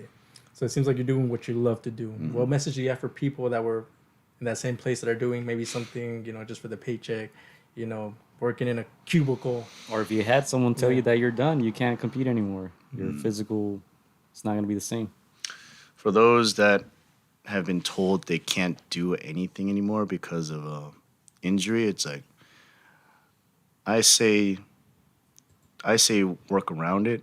Find avenues like research, really just research, like, because that's only one opinion. You have to understand that it's just one opinion from one human being, and I would suggest get more opinions and get your head wrapped around it and really do the research to see what's the possible resolution to this. once you find the resolution, just work hard in it, and results will come. No matter what, results will always come from hard work. Even if it's from marginal to substantial results, it's still going to be a positive result. So I never believed in the whole fact. It's like, you can't do it. It's like, you're done. It's finished. I mean, unless it's like life-threatening, I don't believe that. I don't believe anything is like done or you're finished. I believe you can still proceed forward. And for those that are kind of like living just for the paycheck, I understand it. I get where that is, especially during these times. It's like you have to live. You definitely have to live. My only advice there would be, if you have a passion for something, but you're working for something for the paycheck to pay the bills, continue to work for the paycheck to pay the bills, but find the time to invest in your passion. Because eventually, if you work hard enough, the passion that you invest in will pay the bills, but you have to invest in it. Like anything, like if you just throw the passion aside and just dedicate everything to the job that you don't like and to pay the bills, I mean, it's how you feel right now. You're gonna feel for the rest of your life until retirement, and that's just how it's gonna be. And if that's okay, that's okay. I mean, that's fine with you. You gotta take care of the family, then so be it. But if there's a passion you want to invest in, there's some time during the day, every day, even 1 hour. If it's to write, read a book on it, or even just start a little project, 1 hour investment every day, minimal, like 1 hour on that passion, you'll garner results. And you never know. One day it actually can, oh, wow, it's like I created something and I can actually get a paycheck from it. You never know. There's 24 hours in a day. Yeah, absolutely. Right, and then just kind of piggybacking off that, going to some of the comments, Chicana Boxing says, Coach Andy is inspirational AF. Thank you. And going back to also some of the other topics that we mentioned, Ms. G says, Andy would definitely rewire Virgil. He's good, but he needs more balance, reflexes, and speed. And then also going to another topic, kind of similar. He got results off the Valderas brothers. They looked amazing in 10 days. Give us 6 weeks with them. Bam. Yeah, let's talk about that a little bit. Some of the current fighters who you're working with, or not even fighters, because I know you're doing a lot of things and things like ballet or performance, things like that. Basketball. Yes. Basketball, yes. I actually acquired a young man, Dre. He's football. That's my first football kid. He's like expanding, baby. Yes, sir. It's in high school, but yeah, it's just like I said, strength and I don't know. It's like strength and conditioning is out there. It's definitely out there in the mainstream, but intrinsically, like how much we know about strength and conditioning, it's not revealed much in the public. I don't know why. I think one of my colleagues brought up a good point. The audience is really drawn to the whole wowness of things, so they want to see boxers hit each other. They want to see MMA fighters knock out each other. They want to see the 3-point shots and the football plays. They're all focused on that. So the whole strength, it's all the highlights. The whole strength and conditioning, it seems boring, It's like, oh, cool. Unless they're like, but the only thing that's being shown in strength and conditioning in the media is like 600-pound deadlifts or their power clean 500. That's what they're highlighting because it just looks astonishing.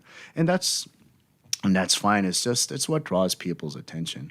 But in strength and conditioning, there's a lot of components to it. A lot of training systems, technology. There's a lot of things out there that really applies to strength and conditioning to help improve an athlete. That goes beyond a 500-pound deadlift and a 600-pound squat. Yeah, and I think besides that, like from a personal standpoint, it's difficult to pinpoint. Like, oh, look, he did that due to his training. Right. Like a lot of times they just say, "Oh, he's a genetic freak." Right. He can dunk like that because he was born that way. Right. But a lot of times we don't see the behind the scenes stuff, so there's no way for us to pinpoint and say, "Look, that's what he's doing, and that's why he was able to do that on the court or on the field or in the ring or whatnot." Right. We pretty much take a back seat. The strength and conditioning coach, but we're sort of turning a corner now. And that's thanks to social media like Instagram. Yeah. Strength and conditioning coaches, not just myself. There's amazing strength and conditioning coaches out there, very, very smart, smarter than me too. And they're just really pushing information like myself out in their respective fields, whether it be NBA, NFL. Major League Baseball, Major League Hockey. They're just pushing information out there because it's a digital age and it's free, and we can just really show like, hey, this is what we contribute to the sport. So, and this is what goes into it. And I think social media is really helping us as strength and conditioning coaches to turn that corner. That, all right, here it is. Now we're exposing the now you can whole. see it. Yeah, you're seeing how we train these athletes. Like, and not to discredit the athletes. Yes, a lot of them are like genetic freaks in nature, but I think the audience does deserve to see what these athletes really put into work in the weight training area and also the functional training area. Yeah. Really do. Yeah, for me, like the way I see it, like when it comes to boxing, it's a niche sport. It's usually not, your most like athletic, peoples. You get your most athletic people. They go to basketball, they go to football. Because you don't see them running or jumping or doing anything like that. Yeah. So some of these are like you said, are guys that you just make better, and the ones that decided, I can take a punch or I can give a punch. So, Right, exactly. yeah. Yeah, let's mention some of the names who you're working with currently. Some of the names. Yeah, some of the names. Who are you working with right now? Right now, I'm working with a lot of Leo Santa Cruz's stable because they're all getting ready for their respective fights. Obviously, Leo Santa Cruz, Victor Slavansky, he's an undefeated featherweight. We have a new kid under Leo Santa Cruz's stable. He's going to have his pro debut. Obviously, I have Alon. He's going to be pro debuting too. Amazing kid right there, very talented. Roxy will be back. She's going to be competing amateur level once again. She will be back, so you're going to be seeing her soon. We also have Jose Zepeda. He recently fought. He's the one that fought Ramirez. Really gave Ramirez a really great fight. Also came back and fought Jose Pedraza, beat Pedraza. He's going to be fighting a big fight really soon in October too. And also, the Balderas brothers, Carlos and Jose Balderas. Those are two outstanding superstars in the making. They'll be coming back. They just went back home to kind of gather a few things, but they'll be starting camp 2 because they already have a fight date pretty much set. And they'll be working with me and getting ready for that fight date. Next weekend, I have a UFC fighter, Daniel Rodriguez. He's currently, he's 12-1 right now. This will be his third UFC fight. Really great debut, great second fight. I think he broke like a punch record or striking record. Like he had like the second most strikes accumulated in like a 3-round UFC fight, and he's going in. He's going into a very good matchup fight next Saturday. So tune in for that on ESPN Plus for Daniel Rodriguez, D-Rod for UFC. Who else? I have another amateur. He's we call him Zizo. He's going to be Saudi Arabia's representative for the Olympics for next year. I'm getting him ready. This is literally a 1 year training program for him because we got to just continually train him. Yeah. So it's all organized and periodized for him for the Olympics. So he's going to be Saudi Arabia's representative there. Come, I believe it's May in France. That he told me. Hopefully I got that correct. I have him. Gloria says Aaron Alameda. Aaron Alameda, Fighting yes, for a thank world you. title. Yes, Aaron Alameda. I just barely got him back. I believe yesterday. Yes, it was yesterday. That was his first day back. He has a world title shot, WBC, against Louis Neri. Very famous, yeah. That's a good one. Very famous, yeah. Very famous fighter. That's going to be a great matchup right there. So I'll be preparing Aaron Alameda against Louis Neri for that WBC shot. Let's see.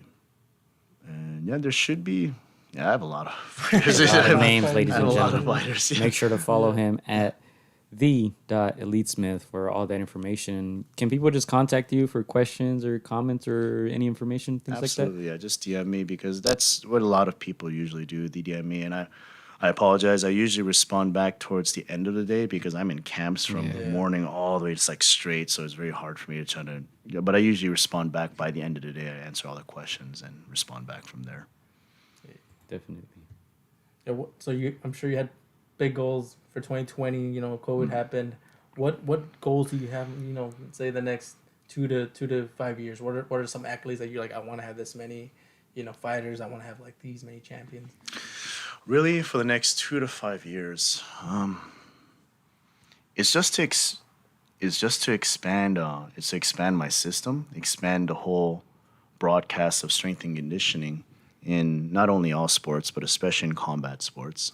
Because once again, we're still a little bit in the dark ages of it, but it's getting better. Like we're definitely seeing a lot more light come into play to strength and conditioning for combat sports. In 2 to 5 years, I expect the biggest projects that I'm really just focusing on is really just with my partner, boxing trainer Gloria Alvarado.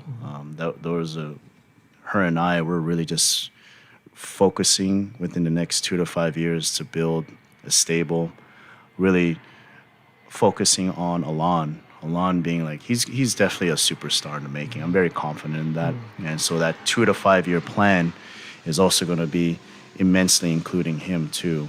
And of course, Roxy. Roxy's still a very young talent. She's going to be a superstar too. Just watch with her. She's immensely talented, very gifted. So she's going to also be within that plan. Within 2 to 5 years, she's going to grow to be a superstar also. But really, the projects is going to be something of what Gloria and I will be kind of really pushing together. But yeah, that's my plans. I mean, I'm going to continually expand. I'm going to continually push.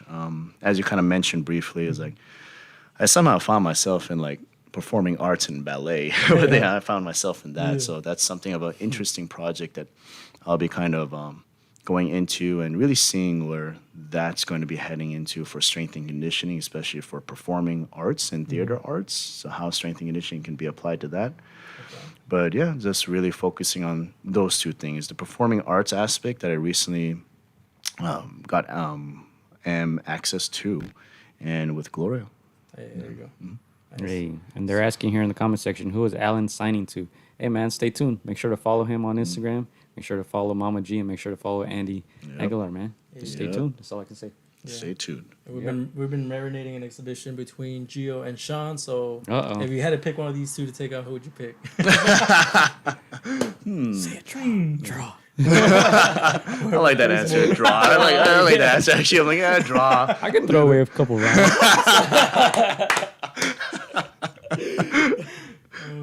Shout out to Sean. I think Sean's the one that called you out, right? You were just minding your own. You know, it's innocent bystander. Sean's like, Hey, man, this guy's always low-key trying to instigate. I've noticed that. I got to set you up with someone around your weight class. Same hey, weight, around. if that fight materializes, let's do strength and conditioning with both of you. And now it's just gonna be no excuses. No excuses for you two. That would be actually good. I like that. That would be dope. Hey, we got to plan that out, man. Next project. Next project. Sean says I started it. See? Pull up the video, Sean. I don't believe you. Receipts. That's funny. Shout out to all you guys tuning in live, man. Thank you very much. We're about an hour 40 in, man. Let's say 15, 20 more minutes. Yeah. We still have a lot to talk about, Chris. I'm sure you have a lot of questions still. Yeah. Yeah, you want to... So for me, one of the fights I wanted to go back was that fight against Andy Ruiz versus Dimitrichenko. Yes. How was that fight for you? You know, that build up, working with Andy. How did I feel about it? Oh, I felt very confident. Is because for every new fighter that comes into camp, I have to see what their current ability is, what any sort of limitations that they have, like past injuries or aching injuries. No, but as soon as like the camp started, like Andy just had like an immense athletic ability.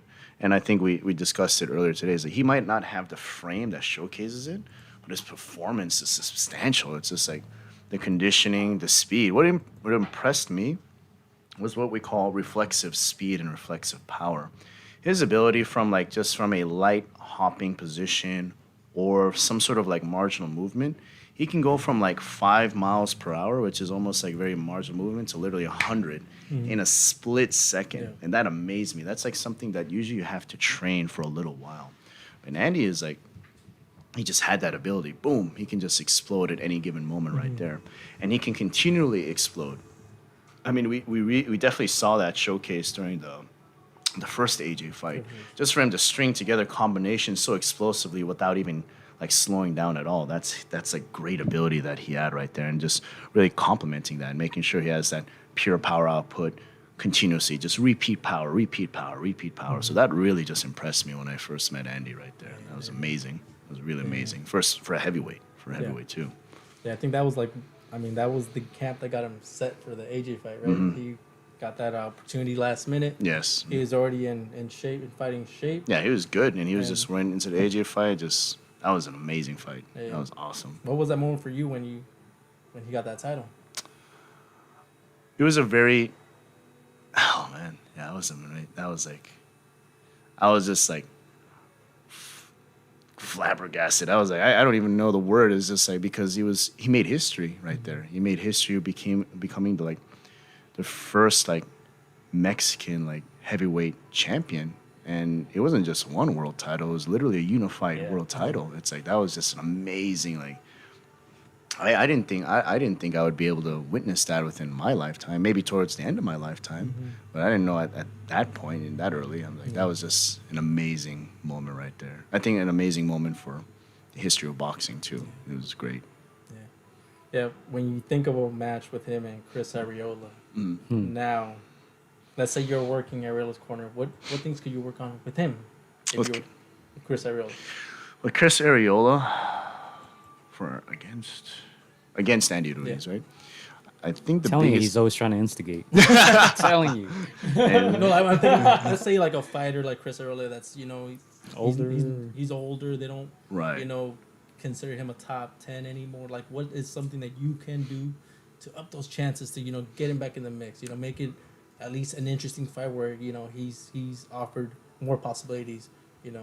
Absolutely. For the older mature fighters that are a little more up there within age, the suggestion there would be definitely we need to really address it's more the muscular aspect of it. Central nervous system wise, like neuromuscular, but also tissue, because once again, we can't really beat father time. And through father time, we see degeneration of muscle tissue that's happening at a very rapid pace.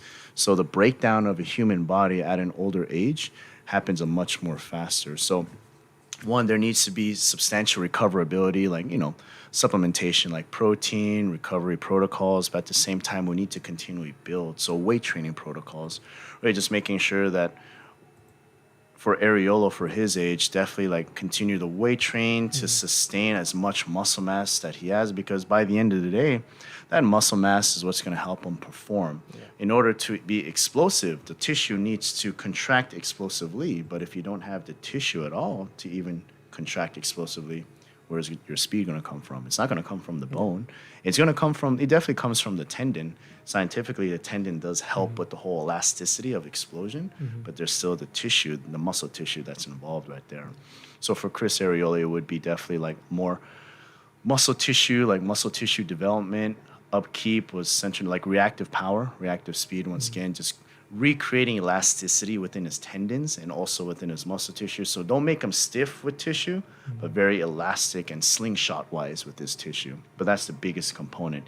He needs to maintain that muscle mass. So when he's in the ring, he's pretty in essence, solid. He's a very solid individual with enough muscle tissue to deliver force, but also to take force too, because it's what muscle tissue and bone is what's responsible for taking impact and force. So that's how we take the shots, body shots, head shots, making sure the tissue around the neck, around the ribs, the intercostals between the rib bones right here, making sure he has enough density to take shots so he doesn't, go down or at least get hurt, like he can continue pushing forward right there.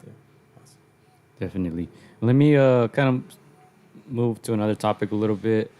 I'll ask you, let's say, 3 questions here. Try to answer in, let's say, 30 seconds. 30 seconds. Just quickly summarize, for example. Gotcha. First question, keys to losing weight. Carbohydrate intake, increase regulate water, and regulate calories daily. Take notes, ladies and gentlemen. All right. Keys to recovery after an intense workout, let's say. De-stress, stress overall, everything from family stress, sibling stress, spouse stress, that affects the recovery. Do your best to de-stress, whether it be taking a hike, swimming in the beach or chilling on your couch watching a movie. Just de-stress and you'll recover faster. Interesting. And then last one, keys to recovery from an injury. Assess the injury. How bad is it? If it's super bad, obviously immobilize it. Don't move it until it gets a little bit better. If it's not too bad or it's midway through healing, very lightly immobilize it. Don't continue to like baby it. Babying it won't do anything. You need to continually strengthen it, but in a very scientific and methodical manner. So you need to move it. You need to load it lightly. Make sure the body recognizes it needs to get stronger. Hey, nice. I learned a lot in just a minute, 30 seconds. Woo. Let's go. That outside stress, man. No, it's true. Yeah, you'll be surprised. Well, a fighter that's coming back, you know, I was going to segue to this question from the Chris Arreola. Another fighter that's coming back, you know, you told us that you suffered through an injury. This fighter had an injury himself. Is Sergio Maravilla Martinez. He's coming back. He's older, 45 years of age. He's coming back later this month. What are your thoughts on that fight and then his comeback? What I would do for him is that for him is like he's coming back from an injury, so it would be just what I just sort of said very briefly. We need to load the injury. No matter what, we don't want to baby it, but that's something that the coach really needs to pay close attention to. With that injury, we slowly load it. We bring it back to original ranges of motion, but we put it in the range of motion under load. That's very important because if the injury itself can't handle stress, its re-injury will happen. And you can only imagine in a fight, if that injury hasn't been properly loaded to handle stress, a fight is such a high-intensity activity. Yeah. So you're seeing whipping actions, sudden movements, jolts, and impact and collisions happening. So if that old injury can't handle stress, it's going to get re-injured during the fight. So definitely you want to reload that injury very slowly and methodically so it can handle the stress again so it builds back up strong, just as strong as it was prior to the injury. Nice. Errol Spence Jr., Danny Garcia, November. What are your thoughts on that? That's a really good fight. I'm going to still give it to Errol Spence. I'm very curious. I want to give it to Errol Spence, but it's an interesting fight because he's coming back from a very substantial car accident. And I know, like, I'm wondering, like, I'm wondering with the scar tissue, how it will affect the cuts that can actually happen during the fight. Because you have to, I'm going to have to consider if Danny's smart and he cuts up his face, the blood will get in the way of his vision. So that affects the whole boxing game right there. So, and also you could potentially stop the fight. If the cut comes from a punch, it's right there. It's literally a referee stoppage. And also what nagging injuries he has. But I think Errol does take that fight, despite the fact that he had that car accident. Okay. And then obviously your prediction for Leo Santa Cruz against Gervonta, right? Leo Santa Cruz. There yes. you go.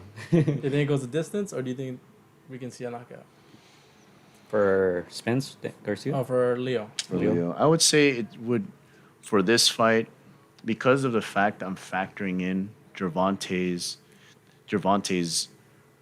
youth and also how much is riding on this fight for Gervonta, I don't think it's going to be really easy to put away Gervonta. Obviously, Leo's going to, with Leo's volume output, he's going to try to stop it. He's going to have the ref just see if he can just come in and stop the fight and save Gervonta just through pure, like, blunt force punishment. But I see this fight definitely going into the distance because Leo's definitely not going to give up. And Gervonta, I don't think he's going to be giving up either because of just how important this fight is for him. Both of their mentalities is like they're just going to go all out. Like they're not going to die on their shield. That's for sure. They're going to just go all out war. Yeah, this is definitely not an easy fight. You know, we can see how both men can win this fight. People know Gervonta's power and his aggression, and again, he's one of the rising stars in this game. You know, he's touted by Mayweather. What would a win mean for Leo and for yourself come that night? For that night, for Leo, is definitely just another, like, it's going to be another skyrocket for Leo. Just like how the first Abnormades fight occurred when he won that. It's just going to be another pedestal that he's going to be put up on because obviously Gervonta being the next superstar, the pay-per-view star, Leo comes out, pulls off the win, and it's just going to be like, whoa. I know it's really going to push him to another level of stardom.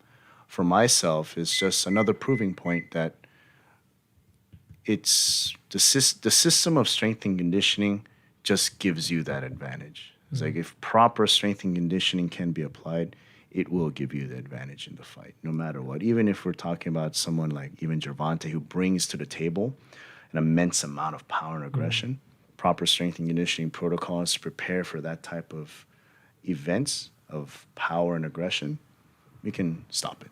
Okay, nice. One of my last questions: if Andy Aguilar wasn't one of the best strength and conditioning coaches in the game, what would you do other than boxing? If you had to have another life, what would you be? Before, when I was hating studying computer science, and before the whole kinesiology thing came about, I think one of my friends was suggesting to me to be more within firefighting, sheriffs, like police, like that type of career. And that was like brought up, and I'm like, I actually considered it before the whole kinesiology, and I realized computer science wasn't me. I was like, I was like, you should be like a firefighter, Andy, or you should be like within, like, you should be police, you know. And I'm like, okay, that'd be something I would consider. But no, I found kinesiology. You know, I'll be sticking with it. There you go.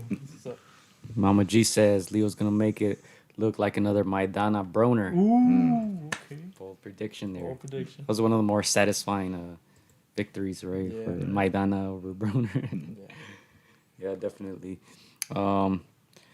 Just last part for me.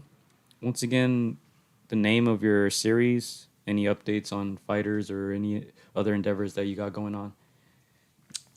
The name of my series is called The Dynamic, and any endeavors that I have going on other than with boxing trainer Gloria, no, that's it. I'm just really pushing that, just getting information out there, educating the audience, educating fighters, because I think that's very important too. We're seeing very willing fighters to go out there to try new things because they want to get better. They want to say, how do I as a fighter get ahead of the game? Where's the edge that I can find? But unfortunately, they have no resources to really kind of ask the right questions. Like, is this coach really the right coach for me, especially when it's strength and conditioning? So really just pushing information out there. But as I say, it's nothing for me to like, it's like, I'm not trying to tout I'm the best strength and conditioning in combat sports. It's more like, let me give you the information at hand so you know what questions you need to ask other strength and conditioning coaches out there to know they're the right fit for you, because information is power, especially for a fighter. They need to know what they're looking for, so they need to understand what they're trying to search for. Yeah. Any other questions, Chris, Yeah. before we get out of here? And you guys too in the comment section, any last questions you guys have before we head out? Yeah, one of my final questions is, what's something that you learned from your fighters, you know, the Leos, the Ivans? What's something that you learned from them, and what's something maybe that you want to pass, like maybe a message that you wanted to pass on to them for them to use in their lives? What I learned from my fighters is just I know you say that I'm humble, but I definitely learned an immense amount of humility from them. These guys are like superstars. Like, they go out there, they sign autographs. Like, people literally look up to them. They're like inspirations. And they come to camp with me, and I see them sometimes outside of the training facility, or I give them calls or texts to check up on them, and they're just like, they treat me like family. They're very grounded people. They're like, they don't see themselves as superstars. They see themselves like, I'm just a human being. I'm just someone that's doing my job, and I'm just making my family proud and making everyone happy. Like, that's literally how they hold themselves. I'm just making my family proud. And that's all. I'm like, dang, it's like, that's ultimate humility right there. You guys are superstars. And you're just like, oh no, I'm just another regular Joe. I'm just trying to make my family proud. I'm like, wow, like, that's very respectable. And what was your other question, Tom? What's a message that you want to, you hope to pass on, or something like you hope to pass on for them to take with them? That, I guess the message would be is that no matter what, all of them have unlimited potential. Whether they stay with me or leave me to continue on with different coaches, or maybe they want to do something else with their career, they have a different business plan in mind. they have unlimited potential. It's not just physicality wise. It's mentally. They just have the willpower and unlimited potential, definitely. So they'll be successful in anything they do. Yeah. 100%. Gonzalo Torres asks, any idea on when Chon will be fighting for a world title? There's not too much clarification yet on that. We're working on it. We're hoping before the end of this year, if not early next year. But we're working on that. We're definitely we're chasing that. Believe me, we are. Yeah. Yeah, before we get out of here, I just want to send a big shout out to all you guys who tuned in live. Sent us your great comments. Gonzalo, Miss Gloria, Sean, of course, Lily, all you guys who tuned in, man. Thank you very much. We're going to get out of here soon. Chris? So just, bro, thank you for coming. Again, Thank you. It's an honor just having you. We know that you're going to have more champions, more title bouts. You're going to have more of those nights, more of those Leo, defending those titles. And dude, we can't wait for that fight.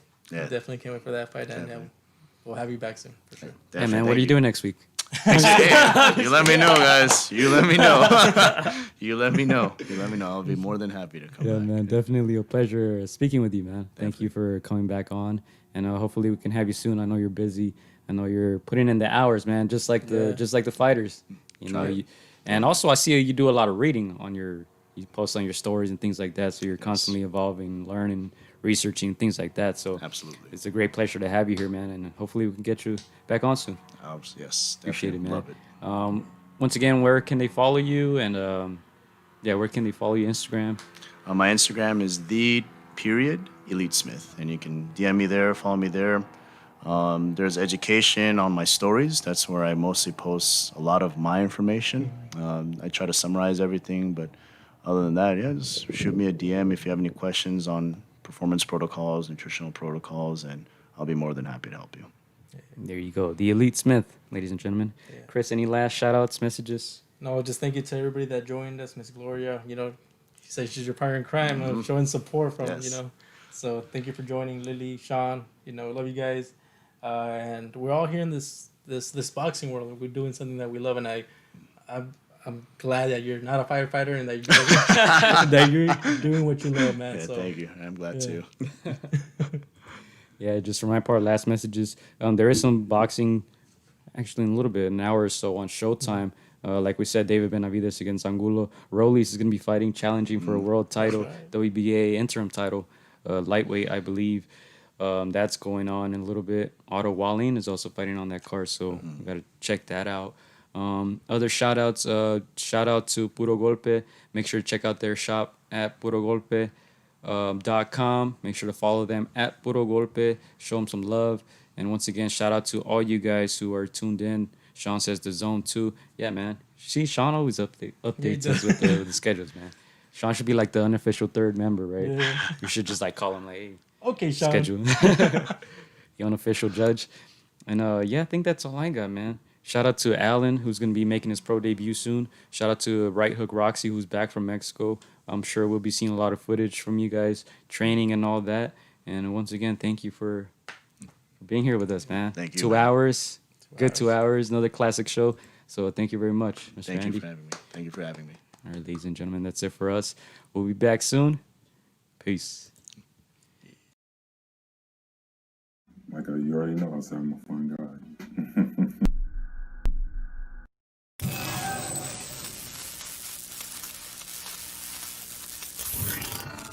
Hola amigos, soy Cobra, AtR. Quiero mandar un saludo para mis amigos de Contra las Cuerdas. Échenle muchas ganas, un abrazo, muchas bendiciones. Shout out to Against the Ropes. You know what mine is? Let's box, bitches. It's almost fight night. Shout out to Against the Ropes. Thank you for the support. Keep doing your thing. You're doing a great job. So thank you and best wishes. Against the ropes. Huge shout out to Against the Ropes. Against the Ropes. Shout out to Against the Ropes. Thank you guys for the interview and hope to see you guys soon. Against the ropes, always doing the right thing. Shout out to Against the Ropes, man. I appreciate you guys for having me, taking the time on y'all day. Against the Ropes, #1. Freddie Roach. Thank you very much.